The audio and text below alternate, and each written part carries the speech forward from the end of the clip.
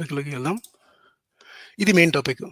ఇప్పుడు last week ఏం చేసామంటే మనం కొన్ని ఇంపార్టెంట్ ఆహ్, మనుస్మృతిలోని చెప్పాలనుకున్నాం కదా! అసలు స్మృతులు అంటే ఏంటి? స్మృతులు అంటే ఏంటంటే మెయిన్‌గా మనకి శృతులు, స్మృతులు అని ఉంటాయి. శృతి అంటే ఏంటంటే వేదం.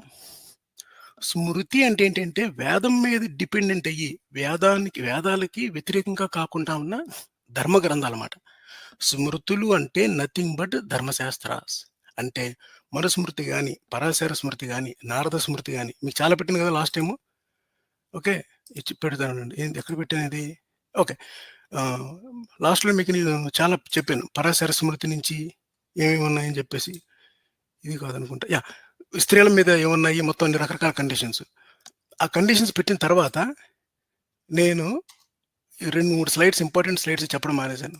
సో, ఈ స్లైడ్స్ పెట్టే ముందు వీళ్ళేం జేస్తున్నారంటే, ఈ 'ప్రశ్న' అనే ఛానల్‌లోని రావణ్ మనుస్మృతి మీద జేసినప్పుడు జనాలందరూ గూడా బాగా ఏంటి అసలు మనుస్మృతి ఇంత దారుణమా అని చెప్పి, ఈ ధర్మరక్షక ఛానల్స్ అందరూ గూడా అది రావణే చెప్పాడనమాట. బత్తాయిలు బాగా పిసుక్కుంటున్నారు పాపం. "అరేయ్! పిసుక్కుంటే రసం కారవడం తప్ప ఇంకో మార్గం లేదురా మీకు" అని చెప్పాడనమాట. సో, దానికి వీళ్ళేం జేశారంటే, ఈ పెద్ద పెద్ద ఘనాపాటుల్ని తర్వాతేమో మన ఆహ్, ఎవరో 'బోన్ డాటర్' ఉన్నాడు గదా! 'బోన్ డాటర్‌ని' ఇంకో ఆయనున్నాడు వాళ్ళతో పాటు. ఆయన పేరు 'రవిశంకరహ' అన్నమాట. ఆయన ఈళ్ళందరూ కలిసి ఒక లైవ్ చేశారనమాట.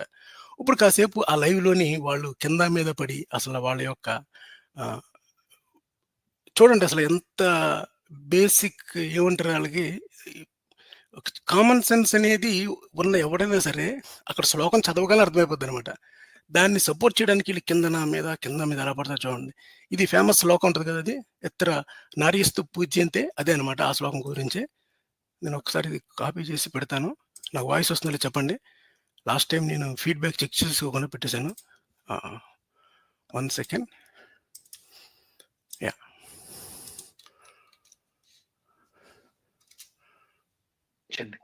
ఓకే. ఒకసారి వాయిస్ అంతా రావాలి. కొద్దిగా చిన్నది చేసి పెడతానిది. చేసి మనకి స్పీడ్ కూడా పెంచుతాను. 1.25 ఈజ్ ఎనఫ్. ఓకే. ఏమంటారంటే నవమాధ్యాయం. ఓకే, ఇప్పుడు ఈ శ్లోకం చెప్తాను. అస్వతంత్రా స్త్రీయ కార్య పురుషై స్వద్వీ వినాశం విషయేషు చ. అబ్బో ఈ మనకు వద్దులే కానీ డైరెక్ట్గా మీకు అర్థం చెప్పేస్తా. పురుషులు చూడండి, సంస్కృత శ్లోకం చదువుతూ రావణ్ ఏం చెప్పాడంటే, ఇది మనకు వద్దులేండి డైరెక్ట్‌గా చదువుతా ఉంటే ఎనకాల ఈ లెక్కలు నువ్వు ఎందుకు నవ్వుతున్నారంటే, సంస్కృత శ్లోకం చదవడం రాదు అన్నట్టుగా. మీరు ఒక విషయం గుర్తుపెట్టుకోండి. ఏదైనా ధర్మశాస్త్రంలో ప్రజలకి కమ్యూనికేట్ చేయాలి అంటే, ప్రజలకి తెలిసిన భాషలోనే కమ్యూనికేట్ చేయాలి. అందుకనే అశోకుడు అన్ని గ్రంథాలు మోస్ట్ ఆఫ్ ద శిలాశాసనాలన్నీ గూడా ప్రజలకి అర్థమయ్యే ఈ పాళీ భాషలో మాట అంటే వ్యావహారిక భాషలో చేస్తాడనమాట. సో, సంస్కృత శ్లోకం చదవకపోవడం అన్నది అది పెద్ద మ్యాండేటరీ కాదది. 4, 5 సార్లు రిపిటీషన్ చేస్తే ఎవరికైనా సంస్కృతం వచ్చేస్తది. దాని గురించి పెద్దగా మనం ఏమంటారు కింద మీద పడాల్సిన పని లేదు. అసలు నాకు ఒకటుందన్నమాట. ఏంటంటే సంస్కృతం అనేది it is no longer needed. దాన్ని నేర్చుకోవడం గాని, దాన్ని ప్రొనౌన్సియేషన్ చేయడం గాని, అసలు దాన్ని ప్రింట్ చేయడం కూడా అవసరం లేదనమాట. ఓన్లీ ఈ శ్లోకానికి కింద తాత్పర్యం అని చెప్పడం కోసమే భగవద్గీత ఉంది తప్ప, భగవద్గీత అనేది one of the most famous example ఏంటంటే, భగవద్గీత అనగానే పైన సంస్కృత శ్లోకం, కిందన తాత్పర్యం ఉంటది. అసలు సంస్కృత శ్లోకం అనేది ఎక్కడ ఇంపార్టెంటే కాదు. కావాల్సిందల్లా దాని తాత్పర్యం. శ్రీకృష్ణుడు ఏం చెప్పాలనుకుంటున్నాడు? అది సామాన్య జనానికి అర్థం అవ్వాలంటే జనుల భాషలోనే మాట్లాడాలనమాట. సో, ఇదేమి పెద్ద it's not a rocket science. కావాలంటే సంస్కృతం ఎవడైనా ప్రొనౌన్సియేషన్ ప్రాక్టీస్ చేస్తే నేర్చుకోవచ్చు. ఈడున్నాడు కదా లల్లిగాడు. 4, 5 శ్లోకాలు బట్టి పట్టుకొచ్చేసేసి ఒక పెద్ద ఏమంటారది ఒక డాబు సేరు కబుర్లు ఫోజు ఇచ్చుకుంటూ, బూతులు తిట్టుకుంటూ చేస్తాడు కదా! వాడు చెప్పేదంతా ఆడికసలు మీనింగ్సే తెలీవు. నేను చెప్పాను ఆల్రెడీ. యజుర్వేదంలో వాడు చెప్పే శ్లోకాలన్నీ తప్పు శ్లోకాలు. వాడికసల పలకడం సంగతి పక్కనెట్టండి. దాని తాత్పర్యం కూడా తెలీదనమాట. సో, ద ప్యూర్ పీడీఎఫ్ బ్యాచ్‌కి ఎగ్జాంపుల్ ఎవర్రా అంటే లల్లిగాడు. ఓకే. ఒకసారి ఇది విన్నారు కదా! ఒకసారి వినండి. ఇది రామన్ చెప్పిన తర్వాత వాళ్ళ కామెంటరీ. తమ స్త్రీలను ఎల్లప్పుడూ తమ ఆధీనంలోనే ఉంచుకొనవలెను. పురుషులంట స్త్రీలని వాళ్ళ ఆధీనంలో, మా వాడు కూడా నవ్వేస్తున్నాడు నా శ్లోకానికి. పురుషులంతా తమ స్త్రీలను ఎప్పుడు తమ ఆధీనంలోనే ఉంచుకోవాలంట. మరి ఆ ఐటమ్లు కదా, స్త్రీలు వస్తువులు కదా, వాళ్ళు మన ఆధీనంలో ఉంచుకోవాలి, లేకపోతే వెళ్ళిపోతారు. మనుధర్మ శాస్త్రంలో మనం చెప్తున్న మాట ఇది, నేను కాదు. ఆ స్త్రీలు అనేక విషయములపై ఆసక్తి చూపుతూ స్వతంత్రంగా ప్రవర్తిస్తుంటే, అంటే ఇండిపెండెంట్ గా ప్రవర్తిస్తుంటే ఊరుకోక పురుషులు తమ వశంలో ఉంచుకోవాలని వశీకరణం చేయాలి మరి స్త్రీలని. ఆ ఐటమ్స్ గా పాపం వాళ్ళు, అంటే చూడండి చాలా క్లియర్ గా అనేక విషయములపై ఆసక్తి చూపుతూ స్వతంత్రముగా ఉంటే, ఒక్క నిమిషం సార్, ఒక 10 సెకండ్ ఇండిపెండెంట్ గా ఉంటే వశపరుచుకోవాలంట. ఇలాంటి మనుధర్మ శాస్త్రాన్ని మన భక్తాలు వెనకాల వేసుకొస్తారు. మీరు వశపరుచుకుంటారా మీ ఇళ్లలో ఆడాలని? మీరు వశపరుచుకోండి, ఊరుకుంటారా? లెఫ్ట్ హ్యాండ్ అంటారు పిల్లలు. సో ఇది భాష. సో ఇప్పుడు క్వశ్చన్ అది నాకు వేరే వాళ్ళకు వెళ్లే ముందు, ఓకే ఒకసారి చూడండి. ఎప్పటి నుంచి సౌండ్ లేదు, ఎప్పటి నుంచి పెట్టాలి, వాయిస్ రావట్లేదు. అయ్యో నేను అంతా ఫస్ట్ నుంచి పెట్టుకుంటూ వచ్చినట్టున్నాను, నాకు ఆడియో లేదు. ఓ సరే అండి, నేను ఒకసారి బ్యాక్ పెడతానండి. నేను మళ్ళీ సేమ్ ప్రాబ్లం వచ్చింది. ఇతర ఖండాల్లో ఉన్నటువంటి మిలేచ్చులకేమి ఆయన మనుస్మృతి చెప్పినట్లుగా కాదు. అంటే ఎవరైతే ఈ ధర్మంలో ఉంటే వాళ్ళ కోసం అని చెప్పేసి.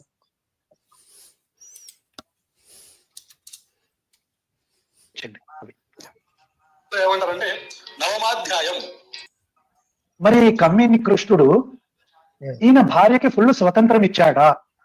ఆమె బార్ల వెంట, రెస్టారెంట్ల వెంట, అన్ని గృహాలు, రకరకాల గృహాలు ఉంటాయి కదా, అన్నిటి చుట్టూ ఈమె తిరుగుతుందా? అంత స్వతంత్రం ఇచ్చాడా ఈయన? ఒకసారి నాకు ఈ వాయిస్ వస్తుందో చెప్పండి. ఏదో సమ్ టెక్నికల్ ప్రాబ్లం వచ్చింది, నేను ఇంతకుముందు పెడుతున్నాను. వాయిస్ వస్తుందో ఒకసారి నాకు ఎస్ అని చెప్పండి. అది ఒకటేమో ఆడియో వాయిస్, ఒకటేమో నా వాయిస్. మొదటి నుంచి లేదు సౌండ్. అయ్యో అనవసరంగా చాలా ఎక్కువసేపు చెప్పేశాను నేను. నా వాయిస్ రావట్లేదండి, ఆడియో వాయిస్ రావట్లేదా? ఒకసారి చెప్పండి. ఓకే నవ్ ఎస్, నా వాయిస్ వస్తుంది. ఆడియో వాయిస్ వస్తుందో చెప్పండి. మన ఇది ప్లేయర్ డాక్టర్ గారు అంటే మిడ్ నైట్ 12 o'clock కూడా బార్ల చుట్టూ తిరుగుతుందా? ఓకే అండి, అయితే నా వాయిస్ మీరు వినలేదు. నేను నా కామెంటరీ నేను చెప్పిందంతా పోయింది. సరే ఎక్కడి నుంచి మళ్ళీ పెడతాను నేను. మళ్ళీ లాస్ట్ వీక్ లాగా వచ్చింది ప్రాబ్లం. సరే వినండి. ఈ బోన్ డాక్టర్ అన్నారు కదా, ఇతన్ని బోన్ డాక్టర్ అంటారు. మన క్రిస్టియన్స్ బొక్కల డాక్టర్ అంటారు అనమాట.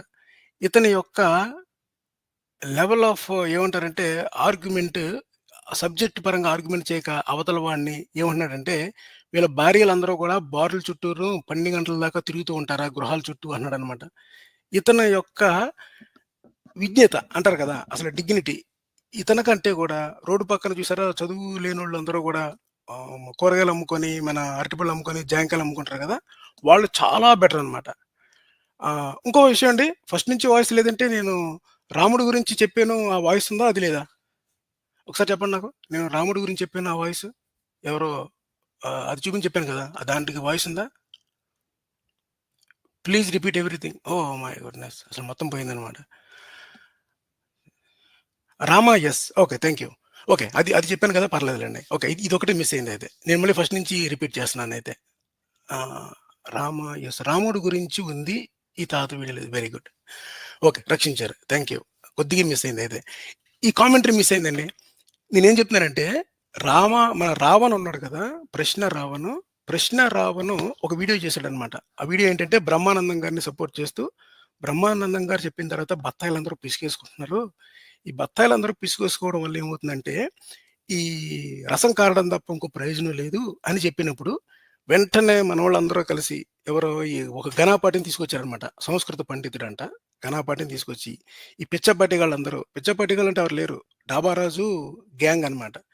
డాబారాజు గ్యాంగ్ వాళ్ళందరూ కలిసి ఒక లైవ్ స్టార్ట్ చేశారు. దాంట్లోని వీళ్ళకి ఎవ్వడికి కూడా సంస్కృతం ఒక్క ముక్క రాదు అని చెప్పడానికి ఇప్పుడు మీరు వినబోయే కామెంటరీ మాట. ఇందులో మన డాబారాజు ఏమంటున్నాడంటే, బోన్ డాక్టర్ అనమాట. డాబారాజు అంటే ఏమంటున్నాడంటే, అటాక్, ఇప్పుడు స్త్రీలకి స్వాతంత్రం కావాలి అంటే అలా అడిగే ప్రతి వాడును వాళ్ళ భార్యల్ని 12 గంటల దాకా క్లబ్బుల్లో తిప్పుతున్నారా అని అడుగుతున్నాడు అనమాట. అది వీడు చేసే పని. ఇప్పుడు వినండి. ఇతడి భార్య పెళ్ళైతే డాక్టర్ గారు తిరిగితే తిరగచ్చండి. వీడు చూడు, తిరిగితే తిరగచ్చంట. ఈ వీడు ఇంకోటి ఉన్నాడు అనమాట. వీళ్ళందరూ ఈ గ్యాంగ్ అనమాట. ఈ బోన్ డాక్టర్ చుట్టూ ఒక గ్యాంగ్ ఉంటుంది అనమాట. తిరిగితే తిరగచ్చంట. అది కూడా కాదండి నా ప్రశ్న. లేదు పాయింట్ మీరు అర్థం చేసుకోవట్లే. ఈయన ఏమంటున్నాడు అంటే, స్త్రీలని నియంత్రించొద్దు అంటున్నాడు. అది తప్పు అంటున్నాడు.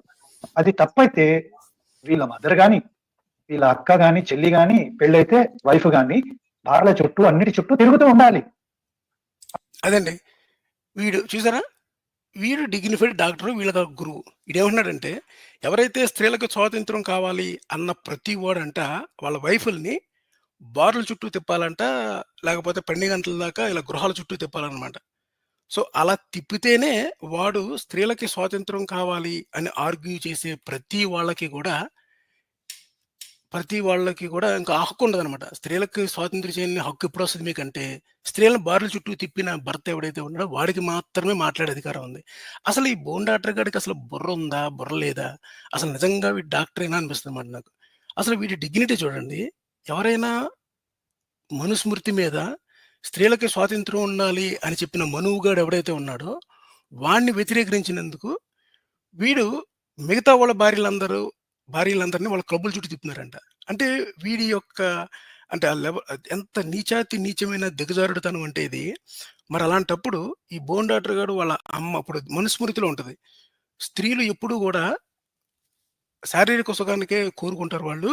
వాళ్ళెప్పుడూ ఆలోచనలన్నీ కామంతో నిండుంటాయి. అందుకని ఒంటరిగా ఉన్నప్పుడు భర్త దగ్గరికి గాని, కొడుకు దగ్గరికి గాని ఉండకూడదు అని ఉంటదనమాట. అంటే మరి ఈ లెక్కల్లో ఇతను వయసులో ఉన్నప్పుడు ఆళ్ళ మదర్‌ని, వాళ్ళ కూతురిని, వాళ్ళ అక్కా, చెల్లిని అవాయిడ్ చేసాడా? మరెందుకంటే మరి మనుస్మృతి ఫాలో అయ్యేవాళ్ళు అది ఫాలో అవ్వాలి గదా! ఎవరైతే స్వాతంత్రం కావాలి అన్నప్పుడు బార్ల చుట్టూ తిరిగినప్పుడు, ఈ బోన్ డాక్టర్ గాడు ఎవడైతే ఉన్నాడో, వాడు వాళ్ళ అమ్మ, చెల్లి, అక్క, కూతురు వీళ్ళందరూ గూడా అదే కామన్ దృష్టితో ఉంటారని నమ్ముతున్నాడు మరీడు. మరి ఆ ప్రశ్న వస్తది కదా! ఆ ఫోటోలు ఏమన్నా షేర్ చేయగలడా? వ్యాలిడ్ క్వశ్చనే కదా! బ్రహ్మాండం సాఫ్ట్‌వేర్ అండి. వీళ్ళు పబ్లిక్ గా వచ్చి మాట్లాడే ఈడు చూడు బ్రహ్మాండమైన ప్రశ్న అంట. ఆ పక్కన తోకుంటాడు ఒకడు. ఎవరో మన బోన్ డాక్టర్‌కి. బ్రహ్మాండమైన ప్రశ్న అంట అది. ఓకే. ఇప్పుడు ఈయనొచ్చాడండి గణపాటి. ఈయన పేరు సంతోష్ కుమార్ గణపాటి. వినండి ఒకసారి. ఇలా ఉంటాయి. మళ్ళీ ఇంటి లోపలికి వెళ్ళి చూసామనుకోండి, వీళ్ళ పత్రం వీళ్ళదే, మళ్ళీ పత్రం వీళ్ళదే ఉంటుంది. కరెక్ట్ అండి. ఇక్కడ స్వతంత్ర అన్న అంటే వాళ్ళు స్వతంత్రంగా ఉండకూడదు అని కాదండి. ఎక్కడైనప్పటికీ కూడా ఇద్దరు కలిసి ఉండాలని అభిప్రాయం. చూడండి. ఈ ఘనపాట్లు అన్న సంస్కృత పండితులు చెప్పే ఒక అధమమైన వీళ్ళ యొక్క ప్రవచనాలు ఎలా ఉంటాయంటే, అక్కడ స్త్రీ స్వాతంత్ర చూడండి. నా స్త్రీ స్వాతంత్రమర్హతి అంటే ఏంటంటే, ఆమెకు స్వాతంత్రంగా ఉండే అర్హత లేదని. స్వాతంత్రంగా ఉండే అర్హత లేదు అంటే ఏంటంటే, you are not allowed to do things on your own individually అది మాట మీనింగ్. అంతే తప్ప రక్షణ కావాలి, రక్షణ పెట్టండి, పాపం ఆడవాళ్ళు ఒంటరిగా వెళ్తే ఎవరో ఏదో చేసేస్తారు అన్న విధం కాదు. స్త్రీకి స్వతంత్రంగా ఆలోచించే మైండ్ ఉండకూడదు. స్త్రీని ఒక రకంగా నియంత్రించాలి. ఆ నియంత్రణ ఎలా ఉండాలి అంటే బై ఏజ్. చిన్నప్పుడేమో ఆహ్, ఎవరో తండ్రి ఉండాలి. వెంటనే మ్యారేజ్ చేసిన తర్వాత మళ్ళీ ఇంకొక బాడీగార్డ్ అనమాట. ఎవరో భర్త. ఓకే. బాడీగార్డ్ అన్నప్పుడు మళ్ళీ ఏదో పాజిటివ్‌గా తీసుకోకండి మీరు. అంటే స్త్రీని ఎప్పుడు ఎవరో ఒకరు వాచ్ చేస్తూ ఉండాలి. లేకపోతే ఆమె మైండ్ పరివిధాల పోతుంది అని. అన్నిట్లికి ఉన్నాయి. నేను చేస్తాను మొత్తం క్లియర్‌గా నేను. అది మాట వీళ్ళ అభిప్రాయం. సో, ఈ పండితులు ఎవరైతే ఉన్నారో వాళ్ళొచ్చేసేసి పైన ఆయనకి అబ్బే ఏమి లేదు అని చెప్పేసి పైపైన పూతలు పూసే టైప్ అనమాట. ఎవరో ఈ ఘనపాటి సంతోష్ కుమార్. ఓకే. ఇతను కూడా టోటల్ బుర్ర తక్కువ బత్తాయే. మీకు వినక తెలుస్తది. వినండి. అన్నమాట. ఇద్దరు కలిసి ఉండాలి అక్కడ. అంటే అస్వతంత్రాహ అంటే కనుక ఆవిడ ఇప్పుడు స్త్రీ పురుషులు ఇద్దరు ఉన్నారు. పురుషుడు చేయవలసినవి, స్త్రీలు చేయవలసినవి అని కొన్ని విధులు విధించినప్పుడు, ఆడవాళ్ళు చేయవలసిన కొన్ని పనులు అని చెప్పినప్పుడు అనేక కార్యక్రమాలు స్త్రీ పురుషుడితో కలిసి చేస్తే మంచిది అని అక్కడ ఉద్దేశం మాట్లాడండి. చూసారండి? ఈ శ్లోకంలో ఎక్కడైనా సరే మీకు ఆ మీనింగ్ వస్తదా? ఇక్కడ చూడు. నేను అది పెడతాను ఒకసారినండి. స్త్రీ పురుషులు ఇదే అనమాట. పితా రక్షతి కౌమారి ఉంది కదా! పురుషులు తమ స్త్రీలను ఎల్లప్పుడూ తమ ఆధీనంలోనే ఉంచుకోవలెను. ఇక్కడ ఎప్పుడైనా సరే ఇద్దరూ కలిసి అనే మాట ఎక్కడైనా వచ్చిందా? ఎక్కడ అసలు ఇద్దరూ కలిసి అనే మాటే లేదు చూసారా? యాహ్! మధ్యలో నాకు కాఫ్ వస్తుంది. అందుకని నేనేం చేశానంటే మ్యూట్‌లో పెట్టాను. అది మర్చిపోయినట్టున్నాను ఇందాక. ఓకే. ఇప్పుడు ఇదేనండి. స్త్రీలు అన్నా కదా! ఆ స్త్రీలు అనేక విషయములపై ఆసక్తి చూపుతూ స్వతంత్రంగా ప్రవర్తిస్తుంటే ఊరుకోక పురుషులు తమ వశంలో ఉంచుకోవాలి. ఇక్కడ ఎక్కడైనా సరే ఇద్దరు కలిసి చెయ్యాలి అన్న మాట ఉందా?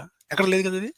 సో, అది మాట. వీళ్ళు చేసే ఈ ఏమంటారంటే మను దాష్టికం ఎలా ఉంటదంటే, ఇప్పుడు ఇదే చెప్పేది. ఎవరైనా దీన్ని వ్యతిరేకరిస్తే, అయితే మీ భార్య క్లబ్బుల చుట్టూ తిరుగుతుందా అని ప్రశ్నిస్తాడు. ఎవరో ఈ ఈ పిచ్చోడున్నాడు కదా! ఎవరో ఈ పిచ్చి డాక్టర్. ఊరుకోక పురుషులు ఉంచుకొని. స్త్రీని బాల్యంలో తండ్రి రక్షిస్తాడు, యవ్వనంలో భర్త రక్షిస్తాడు, ముసలితనంలో కొడుకు రక్షిస్తాడు. ఈ విధంగా స్త్రీలు ఎప్పుడూ ఒకరి దగ్గర ఉండడమే మంచిది. కానీ ఒంటరిగా ఎప్పుడూ ఉండకూడదు. అది మాట. ఈళ్ళు ఒంటరితనం అన్నది మాత్రమే ఇంపార్టెంట్. అంతే తప్ప కలిసి చేద్దాము, పాపం వాళ్ళు దుర్బరులు, వాళ్ళకి మనం హెల్ప్ చేద్దాం అన్న పాయింట్ ఆఫ్ వ్యూలో ఇదేం కాదు. దుర్బరులు అన్న పాయింట్ కూడా తప్పే. ఎందుకంటే దానికి కూడా నేను చూపిస్తాను. స్త్రీని చాలా వీక్ ఒక వీకర్ సెక్స్‌గా ఎలాగా వీళ్ళు చెప్తారు. దానికి ఈ బత్తాయిగాళ్ళందరూ కూడా దీన్నే బత్తాయిగాళ్ళు పిసుకోవడం అంటే that is what we call బత్తాయిగాళ్ళు పిసుకోవడం అనమాట. ఇటు పక్కన పెడతాను ఒకసారి. Easy to open. ఓకే. ఇప్పుడు చూడండి. ఈ విధంగా యుక్త వయసులో కూతురు చూడండి. ఈ విధంగా స్త్రీలు ఎప్పుడు ఒకరి దగ్గర ఉండడమే మంచిది. కానీ ఒంటరిగా ఎప్పుడూ ఉండకూడదు. యుక్త వయస్సులో తన కూతురుకు పెండ్లి చేయకపోతే తండ్రిని నిందిస్తారు. ఇది మనువు చెప్తున్నట్టుగా ఉండదు మీకు.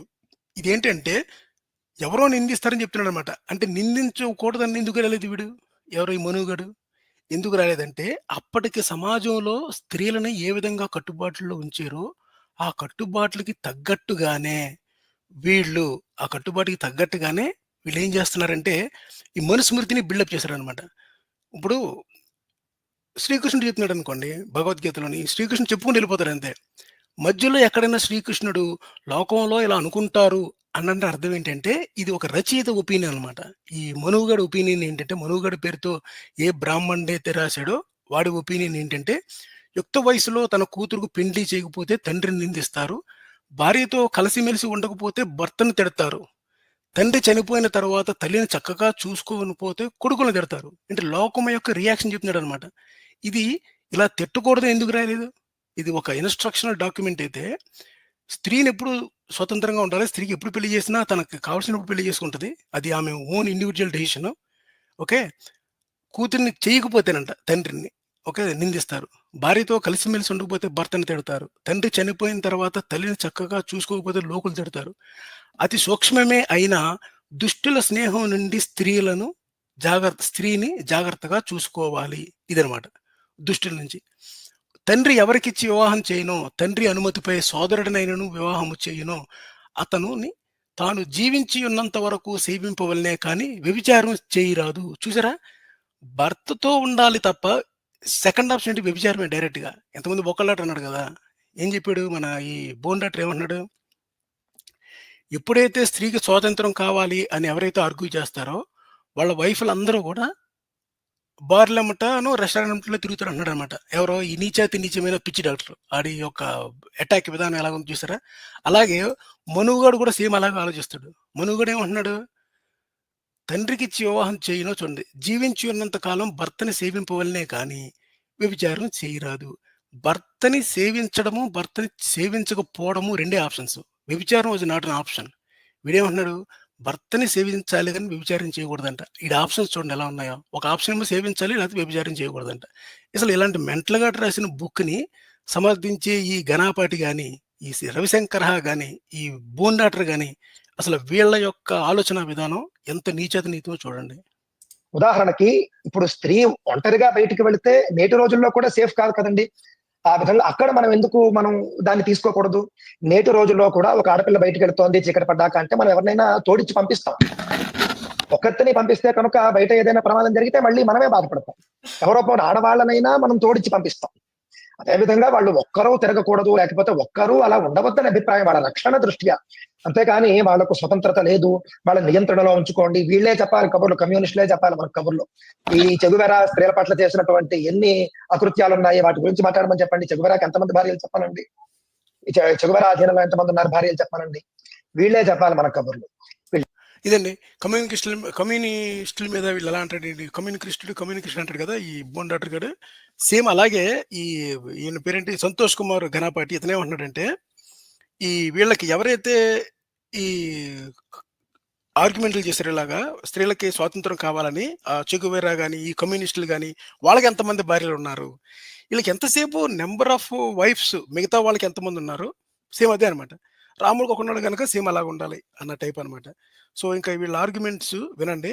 మనం చెప్పింది ఏంటంటే స్త్రీలకి ఇతను చెప్తున్న మాటలకిను ఇక్కడున్న మనుస్మృతి యొక్క ఈ ప్రవచనానికి, ఈ మనుస్మృతిలో రాసిన దానికి మీకు అసలు అక్కడ కనిపించదు అనమాట సమాధానం. ఒకసారి వినండి ఇతని యొక్క వాదన ఇదిను. వివాహ సమయాల్లో మంగళమునకై చెప్పు స్వస్తి మంత్రాలు ప్రజాప్రతిని ఉద్దేశించి హోమం కంటే, వివాహం కంటే ముందుగా చేయు వాగ్దానమే భర్తకు ఆమెపై అధికారం ఇస్తున్నది. ఓకే, భర్తకి ఇస్తున్నమాట అధికారం. ఒక ఆమెపై అధికారం ఎవరు ఇస్తున్నారు? మనం చేసే ఈ స్వస్తి మంత్రాలు అనమాట. ఓకే, హస్బెండ్కి భార్య మీద అధికారం ఎందుకు వస్తుంది అంటే పెళ్లి మంత్రం ద్వారా వస్తుంది అనమాట. అది చెప్పేది. ఋతుకాలంలో బహిష్లోక సమయంలో కానీ ఆమెకు సుఖాన్ని కలిగిస్తున్నాడంట భర్త. మరి ఈడు సుఖపడ్డాడు. ఇది మాట ఈ మనుగాడి యాట్రిబ్యూషన్. అట్లే పరలోకంలో అతడు ఆమెకు సుఖాన్ని కలిగిస్తున్నాడు. పరలోకం ఎక్కడ వెళ్తారు నువ్వు? ఎందుకంటే పరలోకంలో కూడా సతీ సహగమనం చేస్తేనే ఈమె వాడితో వెళ్తుంది అనమాట. వెళ్ళడం కాదు, ఈడు గొడవ వదిలిపోయిందిరా అనుకున్నప్పుడు మళ్ళీ ఈయన్ని పుట్టలోంచి పాము తీసుకెళ్ళిపోయినట్టుగా తీసుకెళ్ళిపోయి పరలోకంలో కూడా సుఖాన్ని ఇస్తాడంట. ఇదండి ఈ మనుగడు చెప్పిన నీతి అనమాట. దాన్ని సమర్థిస్తున్నాడు ఈ గణపతి. ఓకే, ఈ సంతోష్ కుమార్ గణపతి.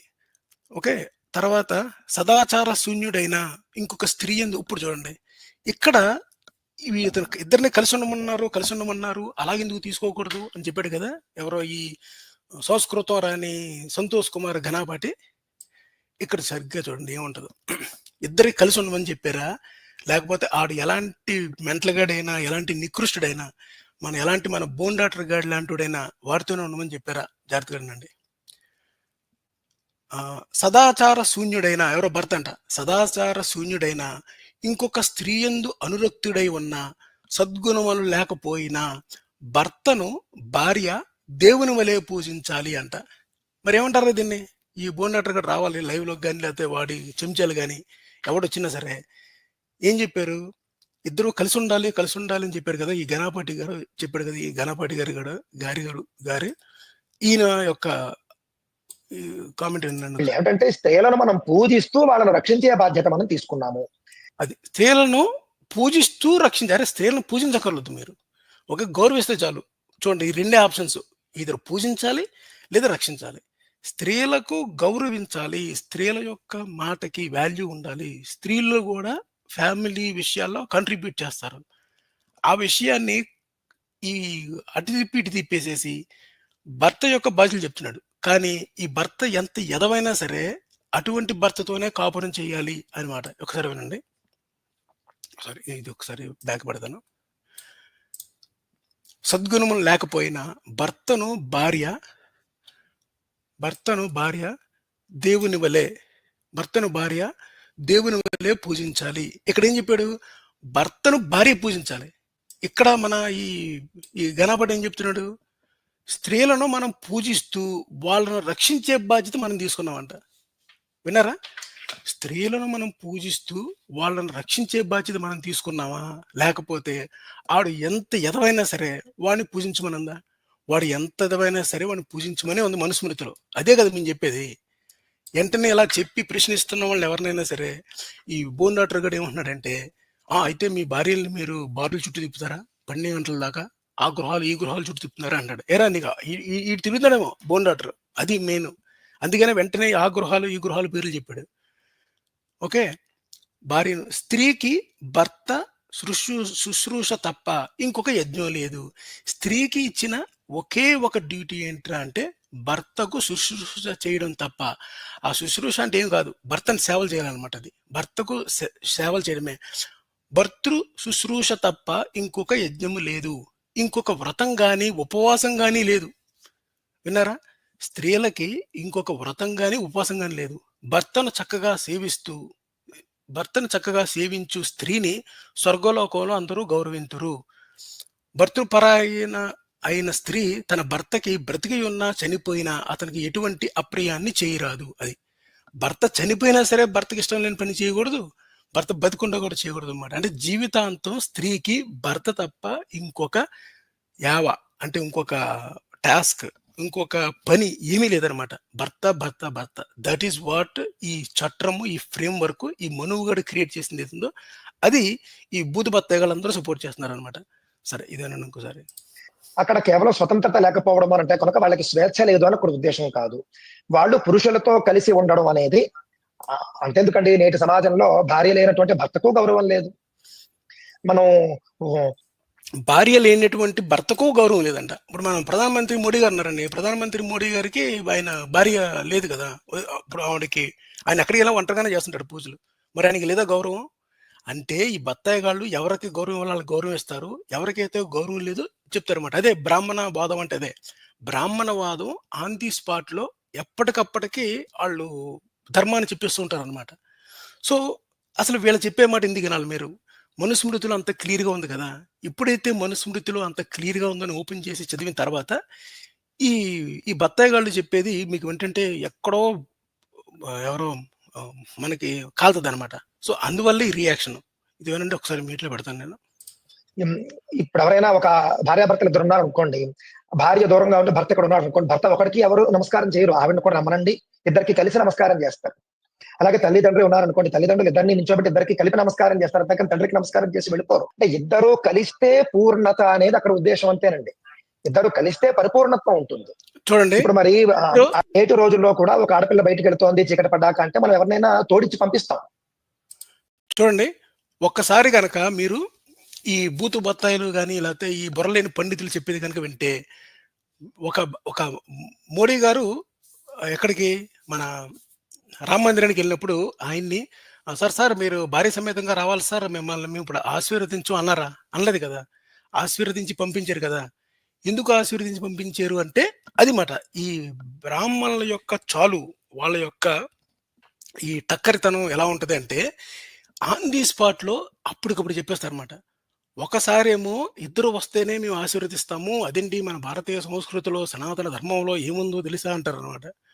ఇంకొక వైపేమో అతను చూడండి దేశం కోసం భార్య లేకపోయినా సరే ఎంత కష్టపడుతున్నాడు అని చెప్తాడనమాట. ఎవరో ఈళ్ళే మళ్ళీ ఈ బుర్రలేని పండితులే. అందువల్ల ఈ పండితులు ఏం చెప్పారో అది మనం ఎందుకు వినాలి? ఒక్కసారి గనక మీరు మనుస్మృతి చదివితే వీళ్ళు చెప్పేదంతా ఒత్తి హంబక్. నోటి మాట జస్ట్ చివరన ఏంటి ఒక నాలుక మీద మచ్చలు అంటారు చూసావా? చూసారా? ఆ టైపులోని వీళ్ళు మాట్లాడేది ఏంటో వీళ్ళకే అర్థం కాదనమాట. అంత దిగజారుడు తనంతో ఉండి వీళ్ళు మనకి ధర్మాన్ని, సంఘంలో ఎలా ఉండాలి అని చెప్పే పండితులు అనమాట. వినండి ఒకసారి. ఒక్కరిని పంపిస్తే కనుక బయట ఏదైనా ప్రమాదం జరిగితే మళ్ళీ మనమే బాధపడతాం. ఎవరో పోనీ ఆడవాళ్ళనైనా మనం తోడిచ్చి పంపిస్తాం. అదేవిధంగా వాళ్ళు ఒక్కరూ తిరగకూడదు, లేకపోతే ఒక్కరూ అలా ఉండవద్దని అభిప్రాయం వాళ్ళ రక్షణ దృష్ట్యా. అంతేకాని వాళ్ళకు స్వతంత్రత లేదు, వాళ్ళ నియంత్రణలో ఉంచుకోండి, వీళ్ళే చెప్పాలి కబుర్లు, కమ్యూనిస్టులే చెప్పాలి మనకు కబుర్లు. ఈ చెగువెర స్త్రీల పట్ల చేసినటువంటి ఎన్నో కూడా అదే ధర్మమునందు, అదే అర్థమునందు, అదే కామమునందు ఈమెను అధిగమించి ప్రవర్తించను అని. అంటే అక్కడ మనకి మ్యూచువల్ అండర్స్టాండింగ్ కనిపిస్తోంది. చూసారా, ఇక్కడ మ్యూచువల్ అండర్స్టాండింగ్ కనిపిస్తుంది అన్నాడు కదా. ఇక్కడ ఎక్కడైనా మ్యూచువల్ అండర్స్టాండింగ్ ఉందా? ఎవరన్నా చెప్పండి నాకు. లైవ్ లోకి వచ్చి తర్వాత నేను లింక్ ఇస్తాను. ఈ బొక్కల డాక్టర్ అనుగమించే వాళ్ళు ఎవరైనా సరే ఉన్నా సరే, లేదా ఈ పండితుడు ఉన్నాడు కదా, ఈయన ఎవరో ఈ సంతోష్ కుమార్ ఘనాపాటి చెప్పింది కరెక్ట్ అని చెప్పండి. ఏమన్నాడు? అక్కడ మనకి మ్యూచువల్ అండర్స్టాండింగ్. ఇది మ్యూచువల్ అండర్స్టాండింగ్. ఎక్కడ? ఆమెకు సుఖాన్ని సదాచార శూన్యుడైన ఇంకొక స్త్రీ యందు అనురక్తుడైన సద్గుణాలు లేకపోయినా భర్తను భార్య దేవుడి వలె పూజించాలి. స్త్రీకి భర్త శుశ్రూష తప్ప ఇంకొక యజ్ఞం లేదు, ఇంకొక వ్రతం కానీ ఉపవాసం కానీ లేదు. భర్తను చక్కగా సేవిస్తూ స్త్రీని స్వర్గలోకంలో సేవించే స్త్రీని స్వర్గలోకంలో అందరూ గౌరవింతురు. భర్త పరాయణ అయిన స్త్రీ తన భర్తకు బతికి ఉన్నా చనిపోయినా ఎటువంటి చేయరు. ఇది ఎక్కడైనా సరే మ్యూచువల్ అండర్స్టాండింగ్ అని మీకు అనిపిస్తుందా? ఎవరన్నా సరే, ఇంక్లూడింగ్ ఎవరో ఈ బోన్ డాక్టర్ టీంలో ఉన్న వాళ్ళు ఎవరన్నా సరే రావచ్చు, వచ్చి చెప్పచ్చు అనమాట. ఈ శ్లోకం ఇక్కడ ఇది 156 నుంచి ఇంకా ముందు నుంచి ఉంటాయండి. ఇంకా ఓన్లీ ఇది ఒకటే పెట్టాను నేను. పంచమాధ్యాయం 156 పైన ఉన్న 4-5 శ్లోకాల యొక్క సారాంశం ఇదనమాట. దీంట్లోని స్త్రీకి ఇది మ్యూచువల్ అండర్స్టాండింగ్ మీకు ఎవరన్నా అనిపిస్తుందా? ఇది మాట. వీళ్ళు ఏంటంటే ఒక ఛానల్ పెట్టుకొని సంస్కృత శ్లోకంలోని ఒక స్పష్టంగా పలుకుతూ పదాలని చక్కగా వివరిస్తూ చెప్పిందని చూసి ఒక మిడిల్ క్లాస్ లేదా బిలో మిడిల్ క్లాస్ అంటే మిడిల్ క్లాస్ అంటే నాట్ ద ఫైనాన్షియల్ స్టేటస్ అనమాట. ఒక హిందూ అనమాట. ఒక యావరేజ్ హిందూ అని నా మీనింగ్. ఒక యావరేజ్ హిందూ అబ్బా! పంతులు గారు ఎంత చక్కగా చెప్తున్నారంటారనమాట. అదే మీకు మీరుగా వెళ్ళి మీ మనుస్మృతి చెప్తే వీడు చెప్పేదంతా హంబక్కు. ఈ బ్రాహ్మణులు ఓన్లీ మాటలు చెబుతూ డబ్బులు సంపాదించుకోవడానికి రకరకాలుగా ఏంటి దాన్ని ఉన్న గ్రంథాన్ని సమర్థించుకోవడానికి చేసే ఒక ఫీట్ తప్ప ఇందులో ఏమీ వాస్తవం లేదు అని మీకు తెలిసిపోతుందనమాట. అందుకనే మీకు యాంగర్ ఎక్కడి నుంచి వస్తదిరా అంటే, స్మృతులు చెప్పేది ఒకటి, ఈ బూతు బత్తాయిల బ్యాచ్ లేదా ఈ బత్తాయి గాళ్ళు పండితులు చెప్పేది ఇంకొక రకమైన ఏమంటారు ప్రీచింగ్ అనమాట. ఏనండి ఒకసారి. అక్కడ ఆయన అప్పటికే ధర్మేచార్థేచ కామేచ అనే మాట చెప్పేశాడు కాబట్టి మళ్ళీ అవన్నీ చెప్పాల్సిన అవసరం లేకుండా ఆవిడ నాతి చరితవ్యా, ఈవిడ అతి చరించదు, నిన్ను మీరి ఈవిడ నడుచుకోదు అని తండ్రి చెప్పేస్తే నేను కూడా ఆమెను మీరి నడుచుకోను అని భర్త చెబుతున్నాడు. భర్తగాడు ఎక్కడైనా సరే నిన్ను మీరి నేను నడుచుకోను అని ఆచరణలో ఎక్కడైనా కనిపిస్తుందా మీకు? ఇక్కడ ఆచరణలో మీరు ఎక్కడ చూసినా సరే వాడు ఇంకొక స్త్రీ యందు అనురక్తుడైనా, సద్గుణాలు లేకపోయినా, అంటే సదాచార శూన్యుడైనా, అంటే దాని అర్థం ఏంటంటే ఆడు ఎంత ఎదవైనా, ఓకే, ఇన్ని రంకు వేషాలు వేసిన భార్య వాడిని ఏం అనకూడదు అనమాట. కానీ ఇక్కడేమంటున్నాడు, ఇక్కడ నేను ఆమె మీరు నడుచుకోను భర్త చెప్తున్నాడంట. ఇదండి వీళ్ళు చెప్పే పెడార్థాలు ఉంటాయి కదా వివాహ సమయంలో చేసే ప్రతిజ్ఞతలు, దానికిను మనుస్మృతి చెప్పేదానికి మీకు ఎక్కడ అసలు పోలికుండదు అనమాట. అంటే భార్యాభర్తలు ఇద్దరు కూడా ఒకరిని మీరి ఒకరు నడుచుకోరు, కలిసి ఒక మాట మీద ఉంటారని అక్కడ అర్థమే కదండి.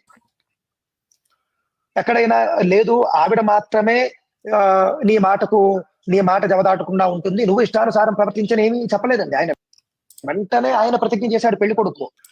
ఇవి ప్రతిజ్ఞల మాటగా ఉంటాయి. ప్రతిజ్ఞ నిజంగా ఏం చేస్తాడో అదిగో తెలియదు అనుకోండి. ఒక్కొక్క దాన్ని తీసి చేస్తే మళ్ళీ అందులో చాలా బొక్కలు కనిపిస్తాయి మనకి. ఒకవేళ ప్రతిజ్ఞ చేసాడే అనుకుందాం, ప్రతిజ్ఞ చేసినప్పుడు మనుస్మృతి ఏం చెప్తుంది, వాడు ఇంకో స్త్రీ ఎందు అనురక్తుడైనా నువ్వు నోరు మూసుకొని ఉండు అని క్లియర్గా చెప్పిందా లేదా? ఇక్కడ చెప్పిందా? ఇదే ఫాలోయింగ్ ఎగ్జాక్ట్ గా ఏం చెప్పాడో, భర్త శుశ్రూష తప్ప ఇంకో యజ్ఞము లేదు అన్న విషయం రాముడు కూడా కౌశల్యకి చెప్తాడు అనమాట. Rama is nothing but a implementer of Manusmriti. రామాయణం మీరు ఎక్కడ చూసుకున్నా సరే, రామాయణం కానీ మహాభారతం కానీ ఏ పురాణాన్ని తీసుకున్నా సరే, Puranas are nothing but implementation of Dharma granthas through a leading character, through a protagonist, through a hero, through the leading role of that particular book.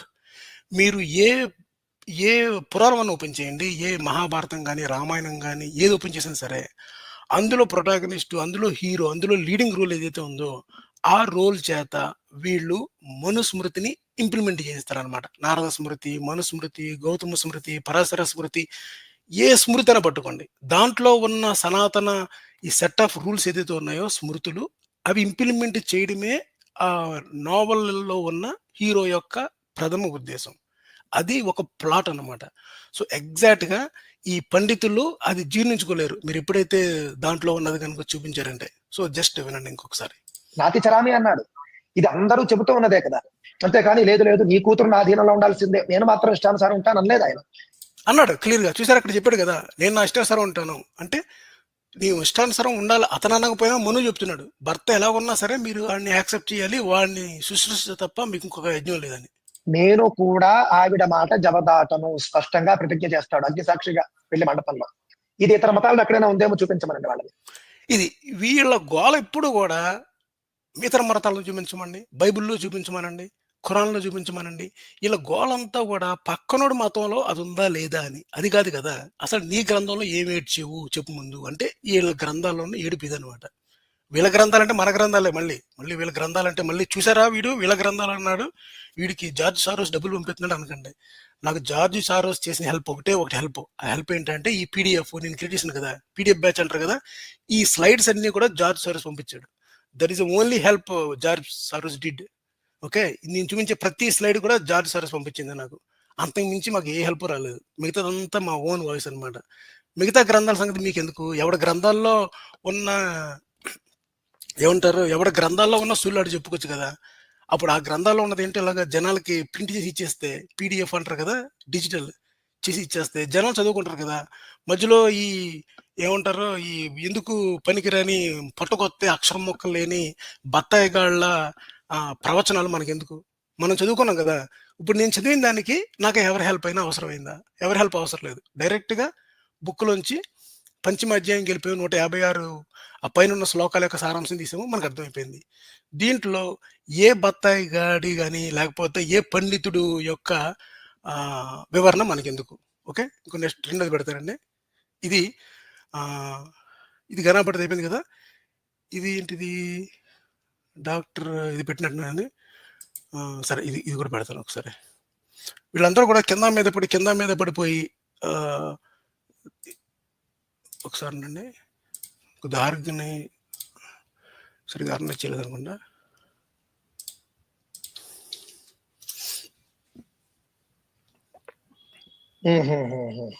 మృష్యంతి A చోపపతిం స్త్రీజితానాంచ సర్వశః.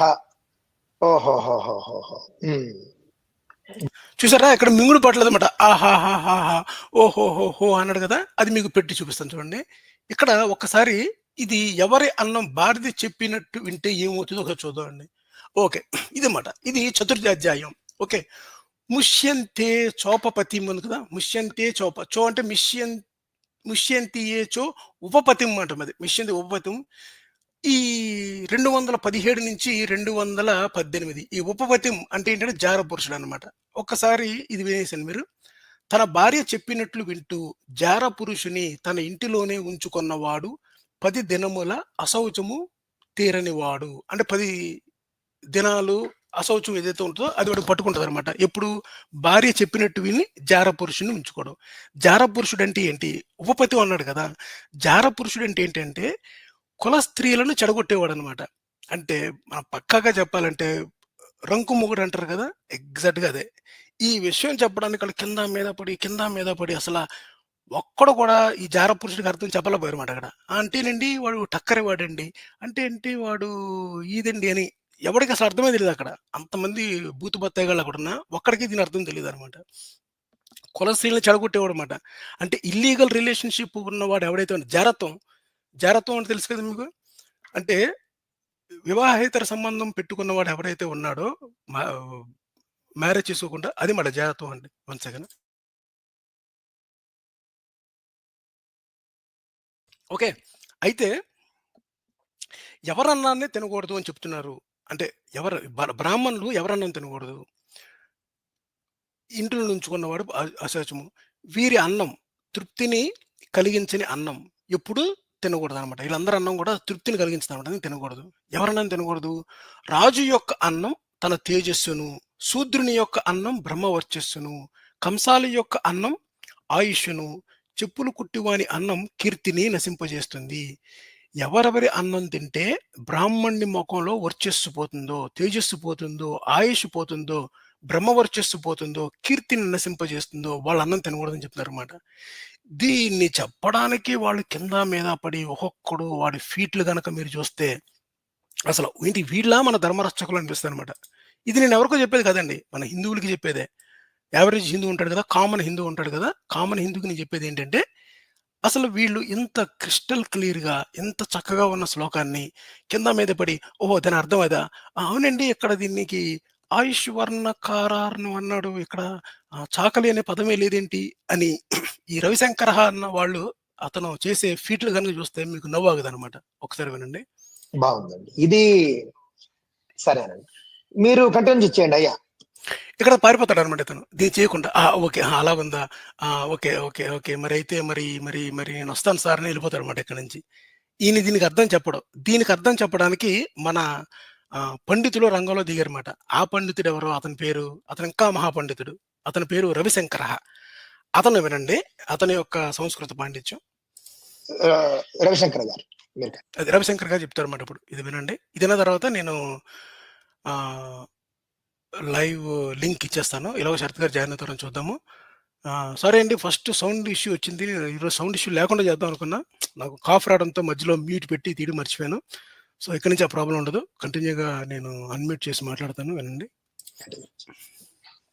So అలా ఇంకొక దరిద్రుని ఉంచుకుంటే 10 దినాల అశౌచము తీరని వాడు, అంటే వాడు ఇంకా మైలలో ఉన్నట్టే లెక్క అని చెప్తే దీంట్లోంచి తప్పేం కనిపిస్తోంది వీళ్ళకి? చూసారా, దీంట్లో తప్పేం కనిపిస్తుంది ఇతనికి అన్నారు కదా, ఇది ఎవరి ఇంటిలో తింటే అన్నది. ఇప్పుడు ఏంటంటే ఇది వాళ్ళకి సపోర్టింగ్ పాయింట్ అన్నమాట. ఏంటి సపోర్టింగ్ పాయింట్ వాళ్ళకి? జార పురుషుడు ఇంట్లో ఉంటే అది అశౌచము అని చెప్పారు కదా, ఇదేంటంటే సపోర్టింగ్ పాయింట్. ఎందుకంటే ఇది అలాగే ఇది ఎవరు ఒప్పుకోరు, ఎవరో ఇల్లీగల్ రిలేషన్షిప్ ఉన్నవాడు ఉన్నాడు ఏంటి అని చెప్పేసి. అందుకని ఇది స్ట్రాంగ్ పాయింట్ కనుక దీని మీద స్టిక్ అయిపోతారు వీళ్ళు. ఈ కింద ఉన్న వాటి గురించి మాట్లాడరు అనమాట. ఏది మన పాయింట్ ఇది కాదు. మన పాయింట్ జార పురుషుడి ఇంట్లో ఉంటే అశౌచము అన్నది ఇది టెక్నికల్గా ఎలా పాసిబుల్ అదేం కాదు. ఇక్కడ జార పురుషుడు ఇంట్లో ఉన్నాడు అంటే ఆమెకు ఎవరితోనే అఫైర్ ఉంది కనుక అలాంటివి మేము డిస్కరేజ్ చేస్తున్నాం అంటారు. అందువల్ల దీంట్లో ఉన్న తీసుకోవాల్సిన స్ట్రాంగ్ పాయింట్ అది కాదు. ఈ సెకండ్ పాయింట్ నుంచి తీసుకోవాలి. రాజు యొక్క అన్నం తన తేజస్సును, శూద్రుని అన్నం బ్రహ్మ వర్చస్సును, కంసాలి అన్నం ఆయుష్ను, చెప్పులు కుట్టేవాడిని కీర్తిని అని చెప్పాడు కదా, దానికి ఎక్స్ప్లెనేషన్ ఇవ్వాలన్నమాట. వీళ్ళు కన్నింగ్ గా ఎలా తప్పించుకుంటారో ఒకసారి చూడండి.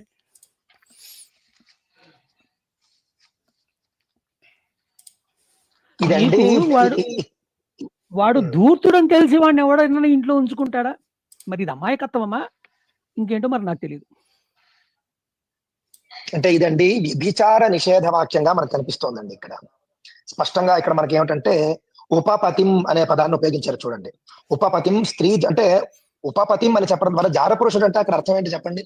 అంటే భార్య చెప్పినట్లు వింటూ జారపురుషుడిని తన ఇంట్లోనే ఉంచుకున్నవాడు అని అంటే కనుక ఇది ఉపపతి అంటే పతి సమానుడు. చూసారా, ఉపపతి అంటే పతి సమానుడు అంట కాదు. వీళ్ళకి సంస్కృతం రాదు అని చెప్పేది అందుకే నేను వాయిస్ వస్తుంది కదండి. వీళ్ళకి సంస్కృతం రాదు అని చెప్పేది అందుకే. ఈ రవిశంకరాన్ని అతనికి సంస్కృతం ఎందుకు రాదంటే ఉపపతి అంటే పతి సమానుడు అని కాదు. ఉపపతి అంటే కుల స్త్రీలను చెరిచేవాడు అనమాట. అంటే ఇల్లీగల్ అఫైర్స్ పెట్టుకునే, అంటే ఒక మనకి ఫ్యామిలీ లేడీస్ అంటారు కదా, వాళ్ళతోని మ్యారేజ్ కాకుండా రిలేషన్ పెట్టుకున్నవాడు అది. అంటే ఉపపత్యం అంటే ఇప్పుడు ఏదో మనకి అక్కడ చూసి, కానీ ఒరిజినల్ గా మీనింగ్ అది కాదు. ఈ కాంటెస్ట్ లో చెప్పింది ఏంటంటే స్త్రీకి వ్యభిచారతనంగా అంటే జారత్వం చేస్తున్నప్పుడు ఉన్న సంబంధం ఏదైతే ఉందో అటువంటి వాణ్ణి తీసుకొచ్చి ఇంట్లోనే పెట్టుకుండేవి. ఇవన్నీ చూస్తే మనకి ఏమర్థమవుతాయంటే మనుస్మృతి రాసే సమయానికి సమాజంలో అటువంటి రిలేషన్షిప్స్ ఉన్నాయన్నమాట. ఎప్పుడైతే అరే నువ్వు ఇంటికి వెళ్తున్నప్పుడు అక్కడ మ్యాన్ హోల్ ఓపెన్ చేసి ఉంటుంది, అది చూసుకొని వెళ్ళు. అదే వరద వచ్చేసేసి మొత్తం ఫ్లడ్డింగ్ వచ్చేసింది అనుకోండి, మనం ఏం చేస్తాము? మ్యాన్ హోల్స్ ఎక్కడైతే ఓపెన్ అందరూ పడిపోతుంటారు కనుక చూసుకొని వెళ్ళమని చెప్తాం. దాని అర్థం ఏంటంటే మన రోడ్లోని మ్యాన్ హోల్స్ ఓపెన్ చేసేసి ఉంటాయి. ఫ్లడ్స్ వస్తే కాలువలన్నీ కూడా, రోడ్లన్నీ కూడా ఫుల్ అవుతాయి. అందుకని జాగ్రత్తగా ఉండమని ఇన్స్ట్రక్షన్ రాసామంటే అప్పటికి ఉన్న సమాజం యొక్క పరిస్థితిని అర్థం పడుతుంది అనమాట. అది ఆ ఇన్స్ట్రక్షన్. ఇటువంటి ఇన్స్ట్రక్షన్ మనువు రాసాడంటే దాని అర్థం ఏంటి? సమాజంలోని అప్పటికి ఈ జారత్వం నేర్చుకోవడము, లేకపోతే స్త్రీలేమో అటువంటి వాడిని ఇంట్లో ఉంచుకోవడం కండిషన్స్ ఉన్నాయి కనుక ఆ కండిషన్స్ ఏంటి రాసేసాడు అనమాట వీడు. అది అంతే. అంటే అక్కడ అక్రమ సంబంధాలను నిషేధించడానికి చెప్పినటువంటి వాక్యం. చూసారు, ఇది అక్రమ సంబంధాలను నిషేధించని చెప్పినది కాదు. అక్రమ సంబంధం ఉన్న స్త్రీ ఇంట్లోని లేదా అటువంటి ఫ్యామిలీ విషయంలోని అటువంటి వాళ్ళు ఎవరైనా పిలిస్తే భార్యను తన వెంట, అంటే భార్యాభర్త ఇద్దరు ఉన్నారు, భార్య జారపురుషుని ఇంట్లో ఉంది, వాడి ఇంట్లో తినకూడదని చెప్తున్నాడు. అది వీరి అన్నం తృప్తిని కలిగించదు అంతే తప్ప ఇక్కడ ఏంటి అక్రమ సంబంధాలను నివారించడానికి చెప్పింది కాదు. అటువంటి రిలేషన్షిప్ ఉంటుంది, అలాంటప్పుడు అక్రమ సంబంధం పెట్టుకోకూడదు, ఆడు నరకానికి పోతాడు, అది చాలా తప్పు అని ఎందుకు చెప్పట్లేదు ఇక్కడ? అలాంటి వాళ్ళు ఎవరైనా ఉంటే వాళ్ళ ఇంట్లో తెలియద్దని చెప్తున్నాడు. ఇది మాట. సంస్కృత పండితులు సంస్కృతం రాదు అని చెప్పే విషయం ఏంటంటే అక్కడున్న విషయాన్ని కాకుండా వేరే విషయాన్ని చెప్పే ఈ మొత్తం ఈ బత్తాయిల బ్యాచ్. ఇది వినండి ఒకసారి. ఏదో నీ భార్యను నువ్వు మెప్పించడానికి, నీ భార్య ఎవరినో ఇష్టపడితే వాడిని తెచ్చి నీ భార్య చెప్పింది కదా అని నువ్వు ఇంట్లో ఉంచుకుంటే నువ్వు భ్రష్టుడు రా అని చెబుతున్నారు. తప్పే ఉంది చెప్పండి. అది నువ్వు చచ్చి నీ శౌచము అని చెప్తున్నాడు. నువ్వు చచ్చినట్టు నీ శౌచాన్ని పాటిస్తున్నట్టు అని తిడుతున్నారు మను.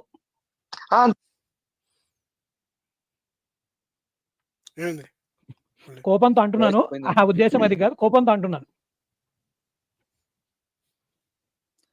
సంతోష్ గారి వాయిస్ రావట్లేదండి, నాకేనా అందరికీ కట్ అయింది. నా మాట వినిపించట్లేదండి ఇప్పుడు. ఇది అసలు ఏమిటంటేనండి, ఈ వీళ్ళు వేదవేత్తలు అనేటటువంటి వాళ్ళు తోటి బ్రాహ్మణుడు ఇంట్లో కూడా పూర్వకాలంలో భోజనం చేయడం అనేది చాలా తక్కువగా ఉంటుందండి. మనం స్వయం పాకులు అంటారు, ఆ మాట మీరు వినే ఉంటారు. స్వయం పాకం, యజ్ఞయాగాదులు ఆచరించేటటువంటి వాళ్ళు కట్టుకున్న భార్య, కన్న తల్లి, లేకపోతే కొడుకు కోడలు వీళ్ళు వండింది మాత్రమే తింటారండి. పండితుల్లో తిరిగే వాళ్ళకి అర్థమవుతుంది. ఇది కేవలం ఈ పక్కింట్లో ఇంకో బ్రాహ్మణుడు వండినా కూడా వీళ్ళకి పనికిరాదు.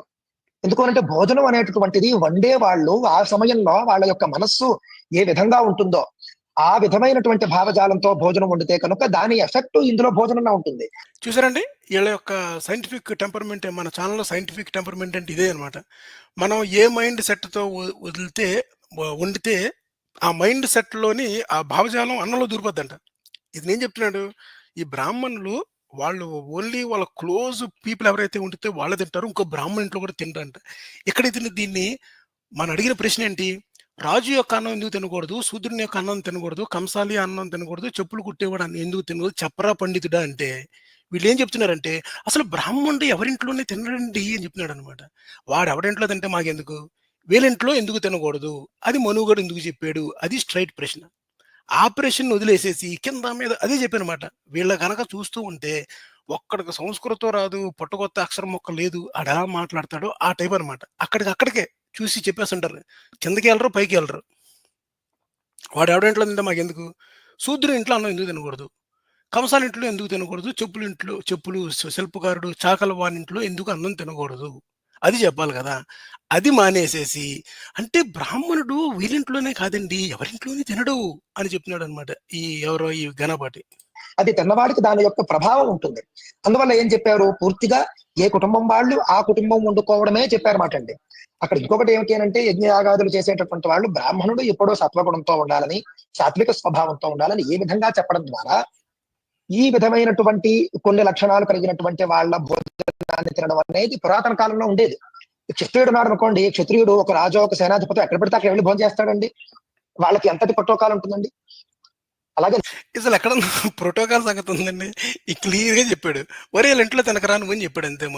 ఈ మనువు కూడా ఏం చెప్పాడు అది వినేసి వీళ్ళకి ప్రోటోకాల్ ఉంటుందండి, రాజు ఎవడింట్లోనా, ఇక్కడ రాజు తింటం లేదు, రాజు ఇంట్లో తినద్దని చెప్తున్నాడు. అది ఈ బత్తాయి గాళ్ళకి అర్థం కావాల్సింది ఏంటంటే ఈ శ్లోకం క్రిస్టల్ క్లియర్ గా ఇంత తెలుగులో ఉన్నా సరే రాజు ఇంట్లో తినద్దని చెప్తున్నాడు తప్ప రాజు ఎవరింట్లో తినాలని చెప్పట్లేదు. అది మాట. ఇది నేటి రోజుల్లో మనం చూసుకున్నా కూడా బిజినెస్ మ్యాగ్నెట్స్ ఉంటారు, వాళ్ళు ఎంతటి ప్రోటోకాల్ వాళ్ళు ఆచరిస్తారు, ఎవరి ప్రోటోకాల్ వాళ్ళది. ఇది ప్రోటోకాల్ ఎక్కడ ఉంది, క్లియర్ చెప్తున్నాడు. శూద్రుడి ఇంట్లో అన్నం తినక, అది అర్థమైందా, స్వర్గ పురుషుని చేస్తుందంట, లేదా ఆయుష్ పోతుందంట. కంసారి ఇంట్లో అన్నం తింటే ఆయుష్ పోతుందంట. అంటే 60 సంవత్సరాలు బతికే కూడా 40 సంవత్సరాలుగా టప్ అవ్వకూడదు. అది ఓకే, ఇది పక్కన పెడదాం. ఇంకోసారి చెప్తానండి. ఎవరింట్లో అన్నం తినకూడదు అయిపోయింది కదా. ఇంకా ఈ బత్తాయిగాళ్ళు ఎంత ఉన్నా ఇంతే, ఒక్కడికి జ్ఞానం లేదని చెప్పడం కోసం పెట్టానంత. ఒక చిన్న పాయింట్ పెట్టేస్తాను. పెంచట్లేదు. ఇంకొక పాయింట్ అన్నారు. సరే, ఇది మీరు వినాల్సిందండి. ఇతని పేరు రవిశంకర.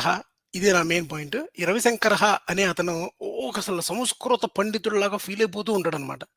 ఇతనికి అసలు సంస్కృతం అసలు బేస్ నాలెడ్జ్ ఉందో లేదో తెలియదు, కానీ ఒక శ్లోకం పైన ఉండి కింద ఉంటే కింద శ్లోకాల్లో వెళ్ళాల్సిన పని కూడా లేకుండా ఏదండి అక్కడ చాకలోడు ఎక్కడ అని అడుగుతాడు అనమాట. అది చాకలోడు ఉందని చెప్పాను. I'm not really trying to ఏమంటారు ఈ యొక్క క్యాస్ట్ ని వెతి చూపడం కాదు, ఇక్కడ కాంటెస్ట్ లో వచ్చింది కనుక చెప్తున్నాం అన్నమాట మనం కంసాలి చాకలి అనే పదాలని. ఇది బానే ఉంది.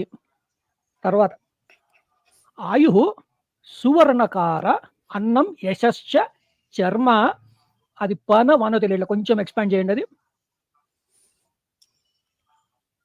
వా అండి, వా యశశ్చర్మ వకర్తినః.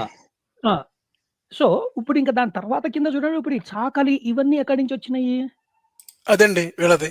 వీళ్ళకి చాకలి అనేది లేదంట. ఇప్పుడు ఏం చేస్తారంటే ఇక్కడ ఒక చిన్న విండో ఫ్రేమ్ ఫిట్ చేసుకున్నారు. ఆ విండో ఫ్రేమ్ లో ఏ శ్లోకాలతో కనిపిస్తున్నాయో ఆ శ్లోకాలు అనుకుంటున్నారు అనమాట. ఒక కిందకి మీదకి వెళ్ళడం లేదు. వీళ్ళకి ఆశ్చర్యం నటించేసేసి అసలు ఈ శ్లోకానికి అర్థం ఇది కాదని చెప్పేసేసి ఎంత కింద మీద పడతారో అసలు చూడండి. ఒకటి రాజు అన్నం కనిపిస్తోంది, శూద్ర రాజు అన్నం కనిపిస్తుంది కదా. అప్పుడు రాజు అన్నం ఎందుకు తినాలో, రాజు ఇంట్లో ఎందుకు అన్నం తినాలో చెప్పాలి. అది చెప్పడం.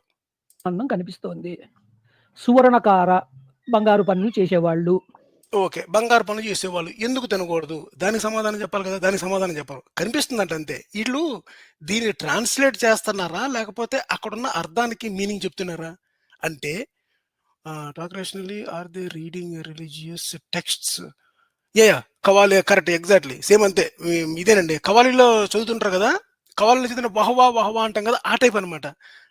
యాక్చువల్గా అటాక్ ఏంటి, కృష్ణా ఛానల్లో వేసిన అలాగే మనకి ఎవరో సత్యాన్వేషి మనోహర్ వేసిన, మనం అంతకుముందు 2, 3 ఛానల్స్‌లో ప్రశ్నించేదేంటి? ఒరే బూతు బత్తాయిలు, ఒరే సంస్కృతం రాని సన్నాసి వెధవల్లారా, జాగ్రత్తగా వినండి. ఇక్కడ ఉన్న తెలుగు అర్థం ఏదైతే ఉందో అది మాత్రం చెప్తే చాలు మీరు. సంస్కృతంలోకెళ్ళి మీరు మల్లగుల్లలు పడొద్దు. ఎందుకంటే మీకు సంస్కృతం రాదు అన్న విషయం మాకు అర్థమైపోయింది. మాకు మీరు చెప్పాల్సిన విషయం ఏంటంటే, రాజు ఇంట్లో ఎందుకు తినకూడదు? శూద్రుడి ఇంట్లో అన్నం తినకూడదు. శూద్రుడి ఇంట్లో అన్నం తింటే బ్రహ్మ వర్చస్సు. ఏదో అంతకుముందు ఏదో బ్రహ్మ వర్చస్సు ఉండి వెలిగిపోతున్నట్టుగా. ఓకే. ఏదో ఒక 100 సంవత్సరాలు బతికేసినట్టుగా. ఓకే. అన్నం తింటే ఆయుష్ తగ్గిపోతుంట. ఎవడు కాలిక్యులేట్ చేస్తాడు ఆయుష్ తగ్గిపోయిందని? చెప్పులు కుట్టేవాడిని కీర్తి. వీడికేదో పెద్ద కీర్తి ఉన్నట్టు, ఆ కీర్తి అంతా పోయినట్టు. ఓకే.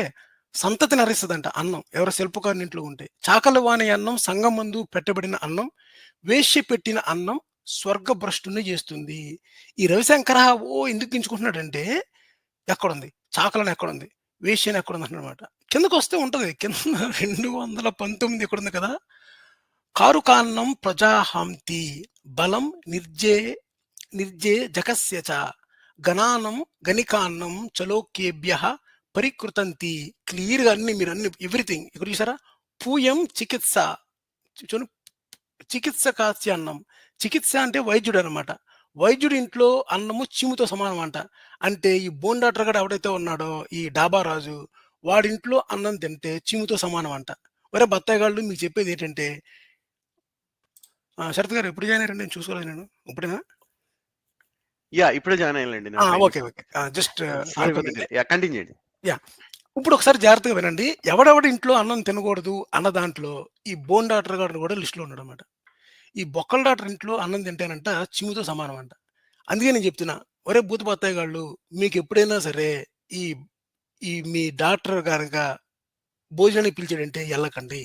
ఎందుకంటే మనువుగాడు ఏం చెప్పాడంటే, వైద్యుని ఇంట్లో అన్నం తింటే చీముతో సమానం అంట. మన ప్రశ్న అదే. మనం వెళ్ళిపోయి అంటే పూయం ఉందండి. పూయం అంటే అది పూతండి. ఒక పూత ఎలా పూస్తుంది? ఇప్పుడు మనకి వేప చెట్టుకి వేప పూత పూసి చూసారా? ఉగాది పచ్చడి రోజున వాడుకుంటాం కదా! అది పూయము అని అర్థం చెప్పమని అడగల. ఈ రవిశంకర అనే ఆయన ఎంతసేపు సంస్కృత శ్లోకంలో ఇక్కడే తచ్చులాడుతూ, ఇది ప్రథమా విభక్తిలో పడిందండి. ఇది ప్రథమా విభక్తి ఒక ఏమంటారు దాన్ని? ప్రథమా విభక్తి ఇది విభక్తి ప్రత్యయం అండి. ఈ విభక్తి ప్రత్యయం అలా చదవకూడదని చెప్తుంటాడనమాట. ఎవడడిగాడు సంస్కృత ఎక్స్‌ప్లనేషను, దాని గ్రామరు ఇదంతా. ఎవరైతే ఈ శ్లోకానికి అర్థం చెప్పలేరో, ఆ సంస్కృత శ్లోకంలోనే కొట్టుకుంటుంటారనమాట. అందుకనే సంస్కృత శ్లోకాలు చదవడం మనాహే. Avoid Sanskrit. అప్పుడు చెప్పారు సరా ఏంటి? ఎరాడికేట్ సనాతన అని. At the same time eradicate Sanskrit. Eradicate Sanskrit అంటే మళ్ళీ చూసారా ఎరాడికేట్ సాంస్క్రిట్ అంటున్నారు, మన సనాతన ధర్మం కాదు. Avoid Sanskrit. It is not eradicate Sanskrit. Avoid Sanskrit. For all practical purposes avoid Sanskrit. There is no need of Sanskrit. All we need is a well established meaning or translation of already translated by the scholars ఎవరైతే ఉన్నారో వాళ్ళు translate చేసి certify చేసిన శ్లోకాల యొక్క తెలుగు ఏదవుతుందో అదే మన fight. ఆ శ్లోకం నాకు చూపించండి, ఒక మూల శ్లోకం అంటాడు. మనం ఎప్పుడు కూడా సంస్కృత శ్లోకాలని ట్రాన్స్లేట్ చేసే పని పెట్టుకోవాలి. మనం ఎప్పుడు కూడా అరే ఆ చెప్పే సాంస్క్రిట్కి మీనింగ్ ఇది అని ఒక పండితుడు చెప్పాడు కదా, దాంట్లో ఉన్న మీనింగ్ ప్రకారం వైద్యుడు అంటే మన డాబా రాజు, బొక్కల రాజు, భాస్కర్ రాజు ఇంట్లో అన్నం చీముతో ఎలా సమాధానం చెప్పు అంతే. ఈ సంతోష్ కుమార్ రావాలి, అలాగే మనకి ఆ రవిశంకర్ రావాలి. వాళ్ళిద్దరూ ఎలాగ అన్నమో చెప్పాలంతే. ఎలాగా చీముతో సమానమో చెప్పాలి. రంకులాడి పెట్టిన అన్నం తింటే ఇంద్రియాన్ని భక్షించినట్టు అవుతుంది. చూసారా? ఈ ఎవరో మన ఈ నలందిగల్లో లక్ష్మీ నరసింహాచార్యులు కూడా సిగ్గుపడ్డాడు కొన్ని చెప్పడానికి. దీని మీనింగ్ ఏంటి తెలుసా మీకు? రంకులాడి పెట్టిన అన్నం తింటే అది సెమెన్ అనమాట. అంటే వీర్యంతో సమానము, వీర్యాన్ని భక్షించినట్టు అవుతుంది. ఇంద్రియము అంటే మీనది చూడ పుంచలాస్యన్న మింద్రియం. ఈ వేశ్య పెట్టిన అన్నం తింటేనంటే ఇంద్రియం అంట. ఇంద్రియం అంటే చీము. అది ఇంగ్లీష్ ట్రాన్స్లేషన్లో మీకు చూపిస్తాను నేను. అది అక్కడ పెట్టాను, పెట్టలేదు అనుకుంటా. ఒకసారి ఉండండి, 2-3 పెట్టినట్టు అక్కడ. సరే, అది ఆ ట్రాన్స్లేషన్ మీకు చూపిస్తాను. వీళ్ళు ఎంత కింద మీద పడతారంటే వెళ్ళిపోయిందా మళ్ళీ? అయ్యో రైట్. ఓకే. సరే జస్ట్ ఇది ఒక్కసారి తప్పితే చాలా కన్‌ఫ్యూజ్ వస్తా ఉంది. రైట్. పైన పేర్కొన్న వారు కాక మిగిలిన వారి దొంగ, గాయకుడు అన్నం తిన్నచో వారి యొక్క చర్మము, ఎముకలు, రోమములు భక్షించినట్లవుతుంది. అంటే ఇప్పుడు గాయకుడు ఉన్నాడనుకోండి. ఫర్ ఎగ్జాంపుల్ ఎస్‌పి బాలసుబ్రహ్మణ్యం గారు గనక ఒక బ్రాహ్మణుడిని గనక భోజనానికి పిలిస్తే అది ఆల్మోస్ట్ చర్మము, ఎముకలు, రోమములు భక్షించినట్లు అవుద్దంట. దానికి అర్థం చెప్పరా చాలు అని అడిగితే ఈళ్ళు కింద మీద పడి ఎక్కడుందండి చూపించండి. దీని అర్థం ఎక్కడుందండి? దాన్ని శ్లోకం తీయండి అని చెప్తారన్నమాట. శ్లోకానికి ట్రాన్స్‌లేషన్ అయిపోయింది. నీ జాబ్ ఏంటంటే ఇక్కడున్న తెలుగు అర్థానికి ఎందుకు కథ చెప్పాలంట. కావున వారి ఇండ్లలో కూడా అన్నాన్ని తినకూడదు. ఇది ఎవరింట్లో అన్నాన్ని తినకూడదు చెప్పే శ్లోకం అన్నమాట. ఓకే. ఇంకొక లాస్ట్ పాయింట్ చెప్తానండి. మన శరత్ గారు వచ్చారు కనుక వాళ్ళ కామెంట్స్ ఒకసారి వినిపించి ఇది చెప్తాను. తమ కులానికి గొప్పతనం కావాలని కోరుకున్నవాడు ఎందుకు తినకూడదు అన్నదానికి నేను చూపిస్తున్నా. ఈ ఈ బూతు బత్తాయిగాళ్ళు గాని, ఎవరో మన గణపాటి సంతోష్ కుమార్ గణపాటి గాని, రవిశంకర్ గారు గాని ఎవ్వరూ ఏం చెప్పలేదనమాట. దీనికి అర్థం ఎందుకు వీళ్ళింట్లో అన్నం తినకూడదు, ఎందుకు వాళ్ళతో ఫ్రెండ్షిప్ చేయకూడదు, ఎందుకు వాళ్ళతో కలవకూడదు అన్నదానికి ఇక్కడుంది. తనకు తన కులానికి గొప్పతనం కావాలని కోరేవాడు ఎల్లప్పటికీ ఉత్తములతో మాత్రమే సాంగత్యం చేయవలను. అవునండి, తప్పేముంది దీంట్లో? గొప్పలతో చేయమని చెప్పారు. మనం చదువుకున్న వాళ్ళతో చేస్తాం తప్ప సిగరెట్లు తాగేవాడు, మందు తాగేవాడు, అమ్మాయిలతో తిరిగేవాడితో చేస్తాం కదా అంటాడు. అది కాదు కారణం ఇక్కడ. ఇంకా కిందకి వెళ్ళాలి. లేనిచో తన తోటి వారినైనా కలిసి తిరగవలనే కానీ తనకంటే నీచులతో మాత్రం ఎప్పుడూ తిరగరాదు. అవునండి, తప్పేముంది? మనం ఎవడో ఒకడు స్కూల్ డ్రాప్ అవుట్ అయినతో తిరగం కదా మనం. ఇది మన రౌడీ షీటర్తో తిరగం కదా అంట. అందులో కూడా తప్పులేదు. మూడో చూడండి, మానవుడు ఉత్తమోత్తములతో స్నేహం చేస్తే తాను కూడా శ్రేష్ఠుడవుతాడు. Well and good. అధములతో స్నేహం చేస్తే తాను కూడా అధముడవుతాడు. చాలా బాగుంది కదా. ఇదే మాట దూర్తత్వం అంటే. ఈ లక్ష్మీ నరసింహాచార్యులు గారు చేసిన దూర్తత్వం ఏంటంటే, ఇక్కడ సంస్కృత శ్లోకంలో చెప్పిన అర్థం వేరు, సంస్కృత శ్లోకంలో ఉన్న ఇది వేరు, అది వేరు. ఇక్కడ ఏం చెప్పాడు చూడండి, బ్రాహ్మణ శ్రేష్టతామేతి ప్రత్యవ్యాయేన శూద్రతాం. చూసారా, బ్రాహ్మణుడు శ్రేష్ఠులతో మాత్రమే ఉండాలన్నమాట. అంటే బ్రాహ్మణుడి కంటే ఇంకా శ్రేష్ఠుడితో ఉండాలి. అంటే ఈ suppose to do friendship with someone who is better than him. అంటే బ్రాహ్మణుడి కంటే ఇంకా ఉత్తమమైనది ఉండాలన్నమాట. ప్రత్యవాయేన అంటే దానికి వ్యతిరేకంగా ఏమైనా గనక చేస్తే అతను శూద్రుడైపోతాడు. అది మాట. ఇక్కడ ఏం రాశాడు? అధములతో స్నేహం చేస్తే అధముడవుతాడు, ఉత్తములతో స్నేహం చేస్తే ఉత్తములవుతాడు. దాని మీనింగ్ అది కాదు అసలు. దాని మీనింగ్ ఏంటంటే, బ్రాహ్మణుడు అంతకంటే గొప్ప వాళ్ళతో కనుక స్నేహమే చెయ్యాలి, అంతకంటే తక్కువ చేస్తే శూద్రుడైపోతాడు. ఇది మాట. ఇక్కడ శూద్రతాం ఉందా, బ్రాహ్మణ ఉందా? ఆ రెండు పదాలు ఇక్కడ కనిపించవు. ఇది మాట వీళ్ళ దూరతత్వం. వీళ్ళు ఏంటంటే ఈ ఒక్క శ్లోకాన్ని తీసేసుకొని, చూసారా మనం ఎంత బాగుండాలో చెప్పారని చెప్పి, అది కాదు కారణం. అక్కడ క్లియర్గా రాస్తారన్నమాట. ఎప్పుడు కూడా బ్రాహ్మణుడే ఉత్తముడు, నీచుడు అధమాధమ స్థానంలో ఉన్నవాడు ఎవరంటే శూద్రుడు అనమాట. అది ఇదండి శరత్ గారు. అయింది కదా. మీరు ఒకసారి నేను వీళ్ళ కింద మీద పడే ఈ మల్లగొలాలనే కదా మీకు పెడతాను, ఒకసారి వినండి. అది లేదా శిల్పకళ అనుకుందాము, చర్మకార ఇవి కనిపిస్తున్నాయి. పోనీ చెప్పులు కుట్టేవారు అనుకుందాం, చర్మకార. ఇంకా మిగతావి ఎక్కడ ఉన్నాయి? అంతే అండి. ఆయన కూడా మంచి పాయింట్ చెప్పారు. చూసారా, అవతలోడు పుస్తకంలో చిన్న మిస్టేక్ ఉంది. చూసారండి మీరు మంచి పాయింట్ పెట్టారని అంటాడనమాట. పాయింట్ అది కాదు. ఈ ప్రింటింగ్ లో చేసినప్పుడు ఏం చేశారంటే వీళ్ళు ఈ కింద శ్లోకం అన్నమాట. ఇక్కడ నుంచి చూసారు, ఇది కారాన్నం ప్రజామహంతి బలం ఉంది కదా, ఇవే అనమాట. ఇవన్నీ కూడా ఈ కింద ఘనాన్నం గణికాన్నం ఎన్నో కదా, ఈ 219 యొక్క ట్రాన్స్లేషన్ ని వీళ్ళు పైన రాసేసారన్నమాట. ఒక్కసారి ఒక్క లైన్ కిందకి వెళ్తే తెలిసిపోద్ది. వీళ్ళు ఏం చేశారంటే శ్లోకాన్ని మనిషి బిగిసిపోయినట్టుగా అక్కడతో కరెక్ట్ గా కట్ చేసి, ఓకే, అదే పెట్టుకుని కిందకి వెళ్తలేదు. కింద కనిపిస్తుంది శ్లోకం, ఆ కిందకి వెళ్తే ఉంటుంది అనమాట. పోనీ ఈ బుక్ ఓపెన్ చేసిన వాళ్ళు చేయండి, ఒక అటో ఇటో ఉందని ఆలోచించాలి కదా వీళ్ళు. అది ఆలోచించడం అనమాట. అంతే. వెంటనే అక్కడ ఉన్న సబ్స్క్రైబర్స్ అందరికి అవును కదా వీళ్ళు తప్పు చెప్తున్నారు అన్న మెసేజ్ పాస్ చేయడమే ఇంపార్టెంట్ తప్ప అసలు మొత్తం బుక్లో ఏముంది. అందుకే నేను చెప్తాను, మనం భగవద్గీత చేసినప్పుడు మొత్తం 700 శ్లోకాలు చేయాలని చెప్పేసి. 1 సెకండ్. భగవద్గీత చేసినప్పుడు 700 శ్లోకాలు చేయాలి, ఏ శ్లోకం వదలకూడదు. ఘంటసాల గారు 100 చేశారు కదా, మనం 100 చెప్పకూడదు అనమాట, మొత్తం చెప్పాలి.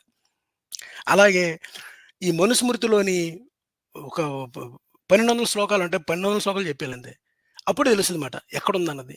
It is total summary of the Manusmriti is more important than ఒక 2, 3 ఎత్ర నార్యస్తు పూజ్యంతే చూసారంటే స్త్రీలకి అది కూడా యాడెడ్ శ్లోకమే. కింద చూస్తే తెలిసిపోద్ది. అసలు స్త్రీలని పూజ చేస్తే ఎత్ర నార్యస్తు పూజ్యంతే తత్ర దేవతా రమంతే అంటే దాని మీనింగ్ ఏంటంటే, ఇప్పుడు మీరు ఉన్నారనుకోండి, నువ్వు 10th క్లాస్ పాస్ అయితే నీకు జాబ్ వస్తది అన్నాము. దాని అర్థం ఏంటి? 10th క్లాస్ పాస్ అవ్వడం ఇంపార్టెంటా?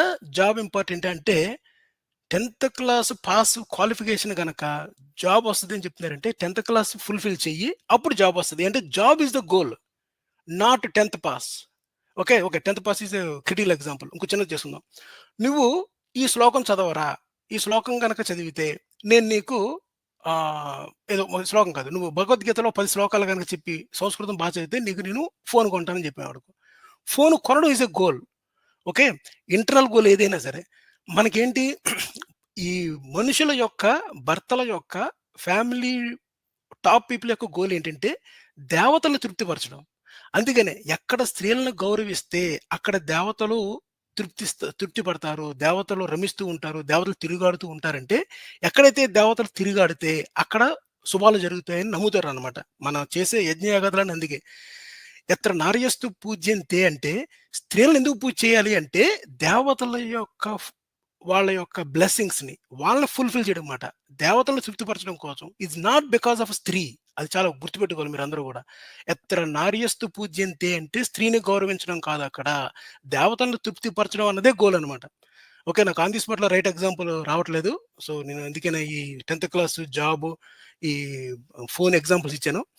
స్త్రీలని గౌరవించడం అక్కడ వాళ్ళ గోల్ కాదు, దేవతల్ని తృప్తిపరచడమే వాళ్ళ గోలు యజ్ఞయాగాదుల్లాగా. అందుకనే స్త్రీలను గనక జాగ్రత్తగా చూసుకుంటే దేవతలు తృప్తిపరచడం అంటే స్త్రీల మీద ప్రేమ కాదు, అది దేవతల్ని ఆహ్వానించడమే ప్రేమ. అది అంతే. I think I communicated clearly. ఈ ఒక పాయింట్ వినేసండి. అక్కడ రజక శబ్దం మనకేమి కనిపించటం లేదు కదండి. కనిపించట్లేదు. అదిగో కానీ ఈ కిందనే ఉన్నాయి. 219 శ్లోకంలోనే ఉన్నాయి. చూసారు ఇది 220 శ్లోకం దగ్గర చూసారనుకోండి. పూయాం ఇదే మళ్ళీ చెప్పలేదు, ఇక్కడే ఉంది. ఎందుకు వెళ్ళలేదు 200 శ్లోకానికి? వైద్యుని అన్నము చీముతో సమానము, రంకులాడి పెట్టిన అన్నం తింటే ఇంద్రియాన్ని భక్షించును. ఈ 2 శ్లోకాలు ఎందుకు చదవట్లేదు వీళ్ళు? ఎందుకంటే ఎప్పుడైతే 2 శ్లోకాలని టచ్ చేశారో ఇలా పగులుద్ది అనమాట. అందుకని ఈ కింద శ్లోకాలకి వెళ్ళరు వీళ్ళు. That is a way they play. వాళ్ళు ఏంటంటే ఈడి కౌంటర్ ఇచ్చేసాము ఆడి కౌంటర్ ఇచ్చేసుకుంటాం అనుకుంటారు తప్ప వాళ్ళకి వాళ్ళే కౌంటర్ ఇచ్చుకుంటున్నారు అన్న విషయం తెలియదు వాళ్ళకి. ఇంకొక పాయింట్, ఇప్పుడు ఇక్కడ ఇవన్నీ వీళ్ళ దగ్గర ఎందుకు తినద్దన్నారు? శరత్ గారు దీనికి మీరు కామెంటరీ చెప్పాలండి. వీళ్ళందరి దగ్గర ఎందుకు అన్నం తినకూడదు అని నేను చెప్పేశాను. వీళ్ళు చెప్తారు అసలు వీళ్ళ వెరైటీ చూడండి, మీకు తల తిరిగిపోద్ది. వీళ్ళ ఇంట్లో ఎందుకు అన్నం తినకూడదంట మహామేధావులందరూ ఈ ఛానల్లోనే ఉంటారు, ఒకసారి వినండి. అది అంటే వాళ్ళు కర్షక జీవులు, రాజు దగ్గర ఎందుకు వద్దన్నారు అంటే రాజుతోటి ఎప్పుడైనా అతి స్నేహము శత్రుత్వానికి దారి తీస్తుంది. ఇప్పుడు మనకి ఇంకా ఆచారం పాటిస్తున్నారో లేదో తెలియదు, కానీ మనకి ఇదివరకు ఆచారం ఉండేది. ఏమని అంటే అతికితే కథకదు అని నిశ్చితార్థము నుంచి వివాహం అయ్యేదాకా వియ్యపరాళ్ళ ఇళ్లలో భోజనాలు కానీ ఏమీ తినరు. ఎందుకు అంటే ఏమి లేదు, వీళ్ళు కాఫీలకో టిఫిన్లకో వెళ్ళి మాట్లాడకూడనటువంటి ఏమన్నా నోరు జారి సంబంధాలు పాడు చేసుకుంటారని అతికితే కథకదు అని దూరముగా మర్యాదగా ఉండమన్నారు. అక్కడ పెద్ద దోషాలు ఏమీ లేవు. అక్కడికి వెళ్ళి అంతేందుకండి, ఇప్పుడు మన సాంప్రదాయంలో పండితులు ఏం చేస్తారంటేనండి, కూతురికి పెళ్లి చేసిన తర్వాత ఏమండి కూతురికి సంతానం కలిగేంత వరకు కూతురింట్లో భోజనం చేయకూడదని ఉందండి. దాని కారణం ఏంటో చెప్పమంటారండి? ఈయన పొద్దస్తమాను వెళ్ళి కూతురింట్లో కూర్చుంటాడు, వాళ్ళని కాపురం చేయనివ్వకుండా. అందువల్ల సంతానం కలిగేంత వరకు మీరు వెళ్ళకండి రా నాయన, మీ ఇంట్లో మీరు ఉండండి, వాళ్ళని వదిలేసేయండి, పెళ్ళైనటువంటి కొత్త జంటను అలా వదిలేయండి అని ఉద్దేశం అక్కడ. దాన్ని వీళ్ళు వచ్చి సంతానం లేనటువంటి కూతురుని అవమానించాడు మనం అంటారు వీళ్ళు. ఈ విధంగా అనేక కారణాలు. ఒకసారి పాజ్ చేయండి. రెండో పాయింట్ ఇక్కడ ఏంటంటే అందుకు అతికితే గతకదు అనడానికి, అతికితే వియ్యాలారి ఇంట్లో అన్నం మలంతో సమానం, వియ్యాలారి అమ్ముకునే అన్నం కూడా మలం వంటిదే. పైన పేర్కొన్న వియ్యాలు వారు గనక మిగిలిన వియ్యాలు వారు అన్నం తినచో వారి యొక్క చర్మము ఎముకలు రోమము భక్షించినట్లే అవుతుంది. కావున వియ్యాల వారి ఇంట్లో కూడా అన్నాన్ని తినకూడదు అన్నది కాదు కదా అతికితే కథకథ అన్నది. ఎగ్జాక్ట్లీ అదో పాయింట్. ఇంకో మంచి కరెక్ట్ పాయింట్ చెప్పారు. అదో పాయింట్. ఇంకో పాయింట్ ఏంటంటే ఇక్కడ లైన్ బై లైన్ క్లియర్ గా ఇక చూడండి, రాజు ఆనందనే తేజ సరస్వతి, సూర్యుని అన్న బ్రహ్మవర్చస్సు, ఆయుష్ పోతుంది, కీర్తి పోతుంది, స్వర్గం రాదు అని క్లియర్గా చెప్పేసిన తర్వాత కూడా ఇతను వెళ్ళిపోయి వాళ్ళ ఇంట్లో కూర్చుంటేనంట వాళ్ళిద్దరి మధ్య అనుబంధం దెబ్బతిని వాళ్ళకి పిల్లలు పుట్టడం డిలే అవుద్దంట. ఇక చూడండి పక్కనట తండ్రిట కూతురింటికి వెళ్తేట కూతురు కాపురం చేసుకోలేకపోతుందిట. మామగారు కూతురింట్లో ఉంటే మరి కూతురు కాపురం చేసుకోగలుగుతుందా? అంటే బెడ్రూమ్ లో పెడతాడా ఏంటి? అదే కదా. పైగా ఇంట్లో బెడ్రూమ్ ఏమిటి ఓన్లీ వైఫ్ హస్బెండే ఉంటారా?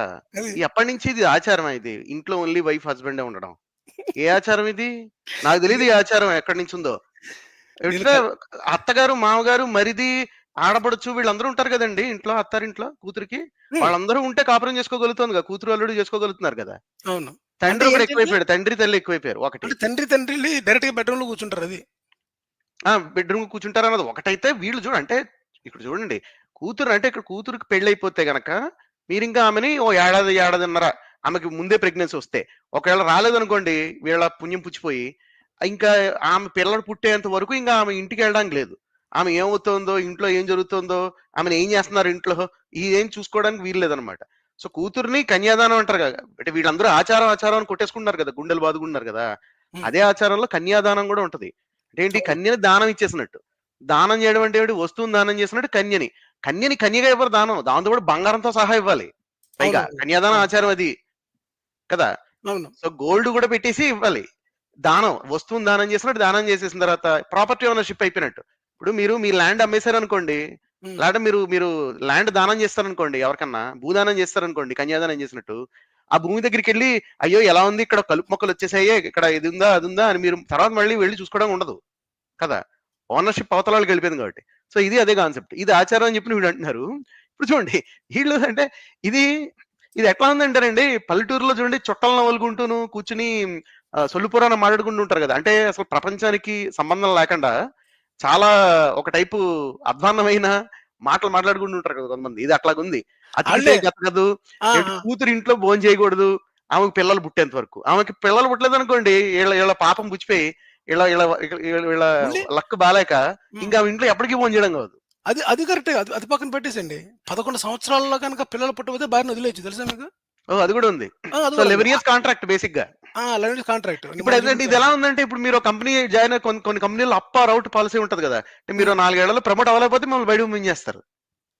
అదొకటి కరెక్ట్. అదొకటి. ఇంకోటి ఏంటంటే ఈ వదిలేయడానికి కారణము పిల్లలు పుట్టకపోవడానికి మెయిన్ దశరథుడు ఇన్ని సంవత్సరాలు పిల్లలు లేకుండా చేశాడు. 60,000 సంవత్సరాలు ఉన్నాడు కదా దశరథుడు. మరి ఈ మనుస్మృతి ప్రకారం దశరథుడు ఏం చేయాలి?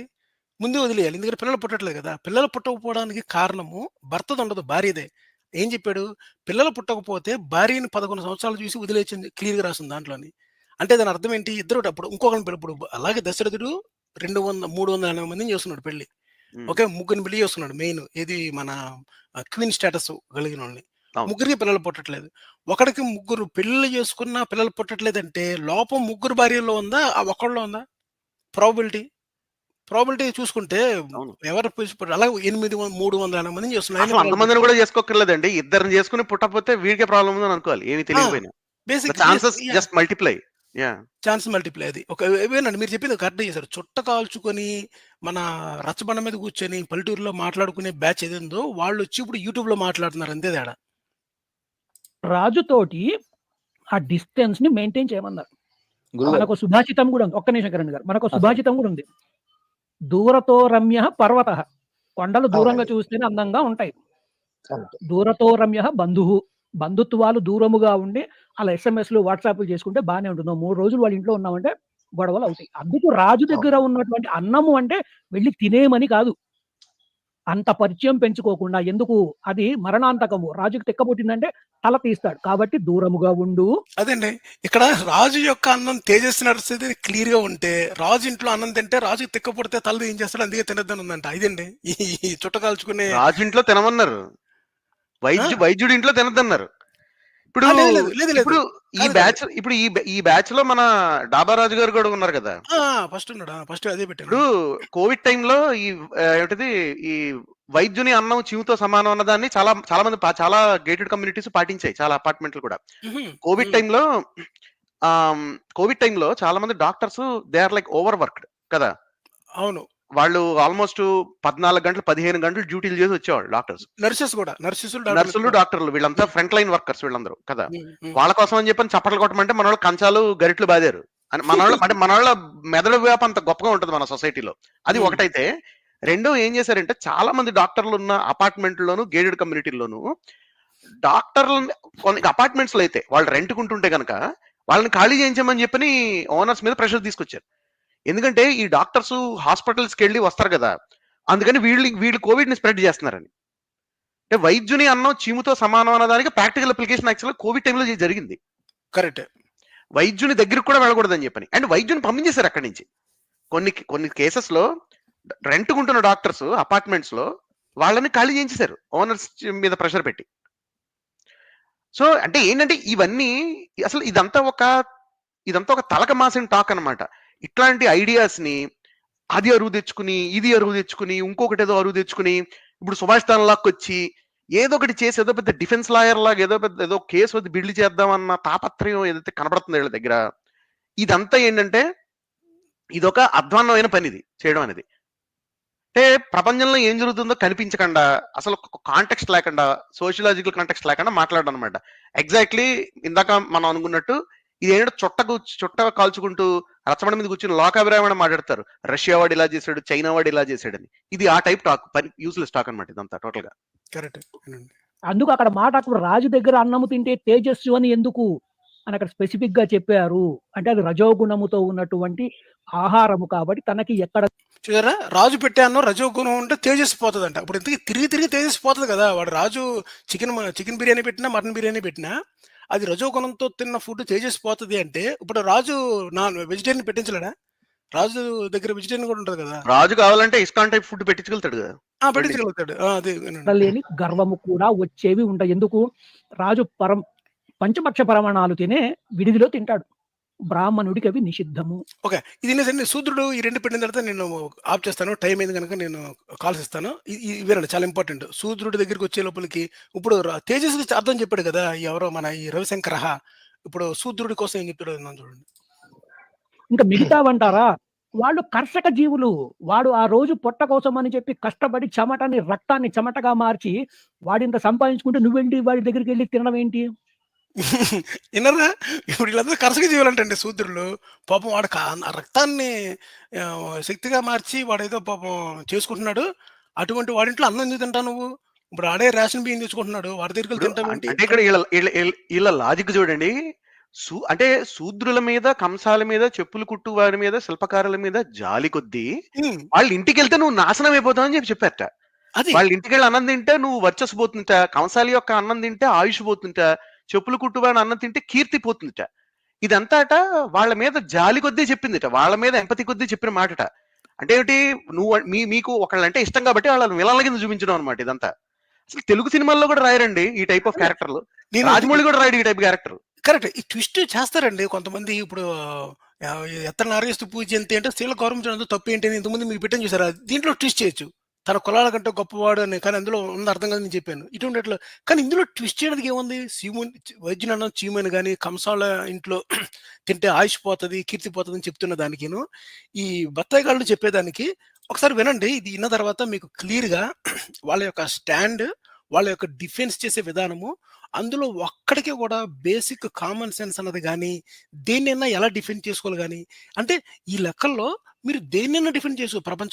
ప్రపంచంలోని ఇప్పుడు తాలిబాన్స్ ఉన్నారనుకోండి, అక్కడ స్త్రీలని ముసుగేసుకోపోతే కొట్టే వాళ్ళని కూడా మీరు డిఫెండ్ చేయొచ్చు ఈ టైప్ ఆఫ్ ట్విస్టింగ్ కనుక చేయగలిగితే. స్త్రీల మీద గౌరవం కొద్దీ వాళ్ళని కొడుతున్నాం అని చెప్పడం అంతే. కరెక్ట్, ఎగ్జాక్ట్ గా.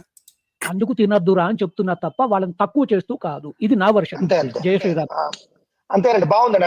జై శ్రీరామ్ అన్నారు కాబట్టి ఈ బుల్షిట్ లాజిక్ అంతా కరెక్ట్ అయిపోయిందని. అంతే, కరెక్ట్. అలా జై శ్రీరామ్ అలాగే తెలుసండి, నాన్ సెన్స్ మాట్లాడారు అని చెప్పని జై శ్రీరామ్ అంటారు అనమాట. సో దట్ ఏంటంటే అదంతా మర్చిపోయి జనాలు జై శ్రీరామ్ అనగానే ఏదో గూస్ బంప్స్ వస్తున్నాయి కదా మధ్య కొంతమందికి. వెంట్రుకలు లెక్కపడుచుకుంటున్నాగా, ఆ లెక్కపడుచుకున్న వెంట్రుకల్లో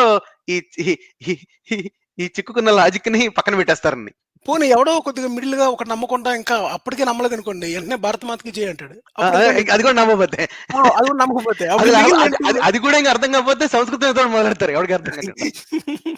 శుక్లం మరదరం అని మొదలెడతారు అనమాట. అదేదో చూడండి, అదేదో సినిమాలో జోక్ ఉంటుందండి, ఎవరో రాజకీయ నాయకుడు ఇష్టం నుండి మాట్లాడేసి లాస్ట్ లో జనగణమని పాడేస్తాడు, అందరం లేచి నిలబడ్డారు. రైట్ చేసుకునే వాళ్ళ ఇంట్లో నేను భోజనం చేస్తాను, నాకు భోజనం పెట్టు అని వెళ్ళి ఇది ఎందుకు పెట్టానంటే నేను చాలా కీ పాయింట్ పెట్టాను. ఇక్కడ వీళ్ళు గురువులు అని చెప్పుకునే వాళ్ళు ముగ్గురు అనమాట. ఒకళ్ళేమో సంస్కృతం రాకుండా వేదాలను అనువదించేసిన మన బొక్కల డాక్టర్. నేను ఆలోచించాను మేడం, బోన్ డాక్టర్ నల్లా బొక్కల డాక్టర్ నల్లా అంటే బొక్కల డాక్టర్ ఫేమస్ అంట, నాకు మొన్న చెప్పారు ఎవరో.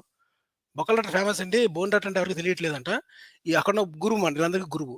రెండో వాళ్ళు ఎవరంటే ఈ రవిశంకర అనమాట. ఈ సంస్కృత శ్లోకాలకి ఇది ఆప్రత్యయం లేదండి, విభక్తి లేదండి, ఇది పుల్లింగాకార సప్తమి తత్పురుష అని చెప్తాడు అనమాట. అంతే ఆయన చెప్పేది ఏమి ఉండదు అనమాట. అక్కడ తెలుగులో క్లియర్గా ఉంటే సంస్కృత శ్లోకాన్ని అర్థం చెప్పించి sounds like a scholar, but మన ఇద్దరికి ఉన్నంత నాలెడ్జ్ కూడా ఉండదు అనమాట సంస్కృతంలోని. రెండోది ఏంటంటే ఈ అంతకే వీళ్ళిద్దరూ వర్కౌట్ అవ్వకపోతే ఈ సంతోష్ కుమార్ ఘనాపాటి అని ఒక అతను తీసుకొచ్చారనమాట. అతను చెప్పేది ఇప్పుడు వీళ్ళు ముగ్గురు కలిసి ఈ శూద్రుని అన్నము కంసాల కర్షక జీవులను ఎలాగైతే తేల్చారో ఇంక ఆల్మోస్ట్ ఇక్కడ దాకా వచ్చేసిన తర్వాత ఇంక నేను స్టాప్ చేసేస్తాను. కూర్చుంటే వాళ్ళ పని పాడు చేసిన వాడు అవుతూ ఉన్నాడు, వాళ్ళు సంపాదించుకునే దాంట్లో వీడు దోచుకునేవాడు కూడా అవుతూ ఉన్నాడు. చూసారా ఆ సంపాదించి ఇప్పుడు కొండలు చేసేవాడు ఇంటికి అన్నం తిన్నారు అనుకోండి, ఆడు మధ్యలో కొండ ఆపేసాడు అనుకోండి, ఆ రోజు ఇన్కమ్ పోవద్దంట. అది చెప్పేది. సో మనకి ఎస్ఆర్ఎస్ గారు కామెంట్ పెట్టారండి ఇందాక, యాక్చువల్ గా తెలుగులో ఏమనంటే కర్షక జీవుల దగ్గర దక్షిణిస్తే తీసుకోరా రవిశంకర్ గారు అని చెప్పని. సూపర్, మంచి పాయింట్ పెట్టారు, మంచి కరెక్ట్. ఎక్కడ డబ్బులు కావాలి, వాళ్ళ అన్నం వద్దు. ఎక్కడ ఉంది వెళ్ళిపోయింది బైక్ నేను హైలైట్ చేసి పెడతానండి. అదేనండి ఇప్పుడు నిజమే కదా. అసలు ఇప్పుడు వాళ్ళ ఇంట్లో ఆ రోజు మనం ఎన్నో పెట్టాం కదండి, 14, 16 పెట్టాం చూసారా మీకు. జన్మ నుంచి ఏంటి మన ఎక్కడి నుంచి పుట్టినరోజు దగ్గర నుంచి కర్మకాండ వరకు ప్రతి దానికి కూడా ఒక మెన్యూ షీట్ ఉంది కదా, దాని రేటు ఎంతని. అంటే నిజంగా ఒక మనిషిని జలగలాగా పట్టి పీడించేది వీడా. ఒకరోజు ఇంకోటి ఒకరింట్లో అన్నం తినడం అన్నది అది సోషల్ ఎంగేజ్మెంట్ అండి. అది they feel really very happy to invite you. అది ఎవరు ఇదనుకోడు మాట, బర్త్డే అనుకోడు. మీరు ఎవరైతే ఒక జమీందారు అనుకుంటున్నాడో వాళ్ళు కానీ వాళ్ళకి కనుక ఒక తక్కువ ఏమంటారు లో ఇన్కమ్ స్టేట్ లెవెల్లో ఉన్న వాళ్ళు, మీరు వాళ్ళ తాహతుకు మించి కూడా ఫుడ్ తయారు చేస్తారు వాళ్ళు. అయ్యో సార్ మీ ఇది కావాలి అది కావాలి, చాలా అప్పు చేసినా సరే ఫుడ్ పెడతారన్నమాట వాళ్ళు.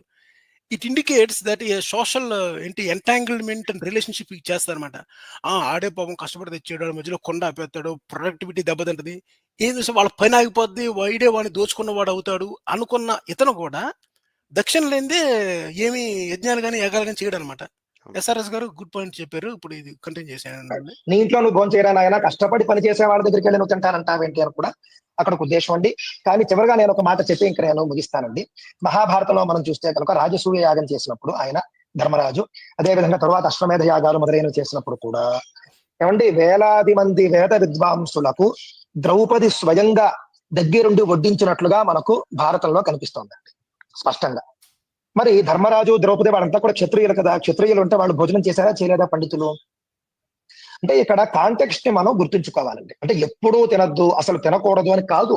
తేజస్సు హరించుట అంటే రాజు వంటి వాడికి దగ్గరగా విడిపోయి నువ్వు రాసుకు పోసుకుని తిరిగి భోజనం చేస్తూ ఉంటే కనుక నిన్ను లోకువు కట్టేస్తారా నాయన, రాజు నిన్ను చూడవలసిన స్థితిలో చూడడు అనేటటువంటిది కూడా అక్కడ ఉద్దేశం కావచ్చు. తేజస్సు హరించడము అని అంటే చూసారంటే రాజు ఇప్పుడు ద్రౌపది అందరికి దగ్గర వడ్డించిందంటే ఆ రోజున ఏది అశ్వమేధ యాగాలు చేస్తారు కదా, అయిపోయిన తర్వాత వడ్డించిందంట. అంటే ఆ రోజు మేము తిన్నాం కనుక ఈ ప్రాబ్లం ఇది తప్పు అంటాడండి. ఇప్పుడు ఫర్ ఎగ్జాంపుల్ మనం ఇక్కడ క్లియర్ గా ఏం చెప్పాము, రాముడు శూద్రుడి యొక్క తల నరికాడు అంటే అది అంత కాంటెస్ట్ కాదండి. ఇప్పుడు ఫర్ ఎగ్జాంపుల్ ఎలా చెప్తారంటే ఇది రాముడు శూద్రుడి తల ఎందుకు నరికాడు తపస్సు అని చెప్తే అది వదిలేసి ఎవరో మన రాముడు గుహుడిని కౌలించుకున్నాడు కదా, గుహుడు శూద్రుడు కదా. సో దేర్ ఫోర్ మనం శూద్రుడిని అందువల్ల శూద్రుడి ఇంట్లో అన్నం తిన్నా. ఇప్పుడు శూద్రుడు ఎవరో అతని పేరేంటి మన గుహుడు ఫుడ్ పెడతాడు రాముడికి. ఓకే, గుహుడు ఫుడ్ పెట్టిన తర్వాత ఆ ఫుడ్ ని ఆఫర్ చేస్తారనమాట. మరి రాముడే శూద్రుడి ఇంట్లో అన్నం తిన్నాడు కదా అని చెప్తారు కదా.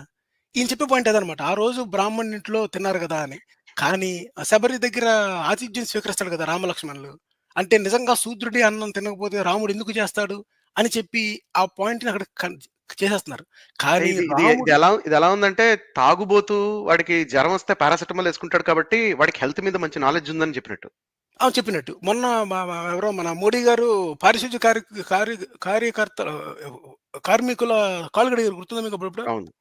అంటే మొత్తం అసలు చూసారా, నిజంగా మన ప్రధానమంత్రి కడిగారంటే శూద్రులు అంటే మనకి ఎంత గౌరవం అండి అని చెప్తాడు అనమాట ఎవరు గణపతి.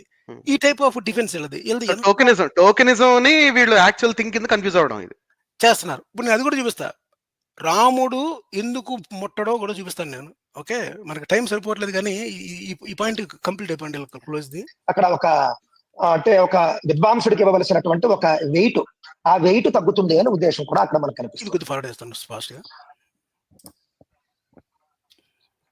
ఒక్క నిమిషం. అయితే గణపతి గురువు గారు ఇప్పుడు అయితే మన వాళ్ళు చేసి ప్రశ్నలను అడుగుతారంటుంది. ఇప్పుడు ప్రశ్నలు ఎవరు అడుగుతారండి?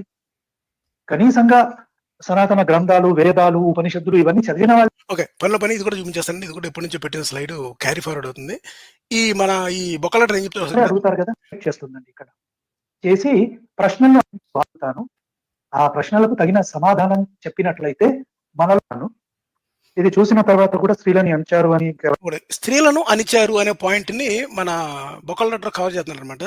ఈ బోన్ హెడ్ డాక్టర్ ఏం చెప్తున్నాడంటే, స్త్రీలకి మనం ఎంత గౌరవం, మీరు ఎంత టోకెనిజం అన్నారు కదా, స్త్రీలను ఎంత గౌరవిస్తున్నారు అంటే మనకి ఇది ఒక బృహదారణ్యక ఉపనిషత్తు అనుకుంటా. దీంట్లోని యాజ్ఞవల్క్యుడును గార్గి సంవాదం ఉంటుంది అనమాట. అంటే గార్గి ఏదైనా వాచజ్ఞ మహాముని మహర్షి యొక్క కుమార్తె అనమాట గార్గి. అక్కడున్న వాళ్ళతోని పండితులతోని సంవాదం చేస్తామన్నమాట. పండితులతో సంవాదం చేస్తున్నది కనుక స్త్రీకి అప్పటికే చాలా నాలెడ్జ్ ఉంది అని చెప్పే ఇదనమాట. ఒకసారి వినండి, నేను గార్గి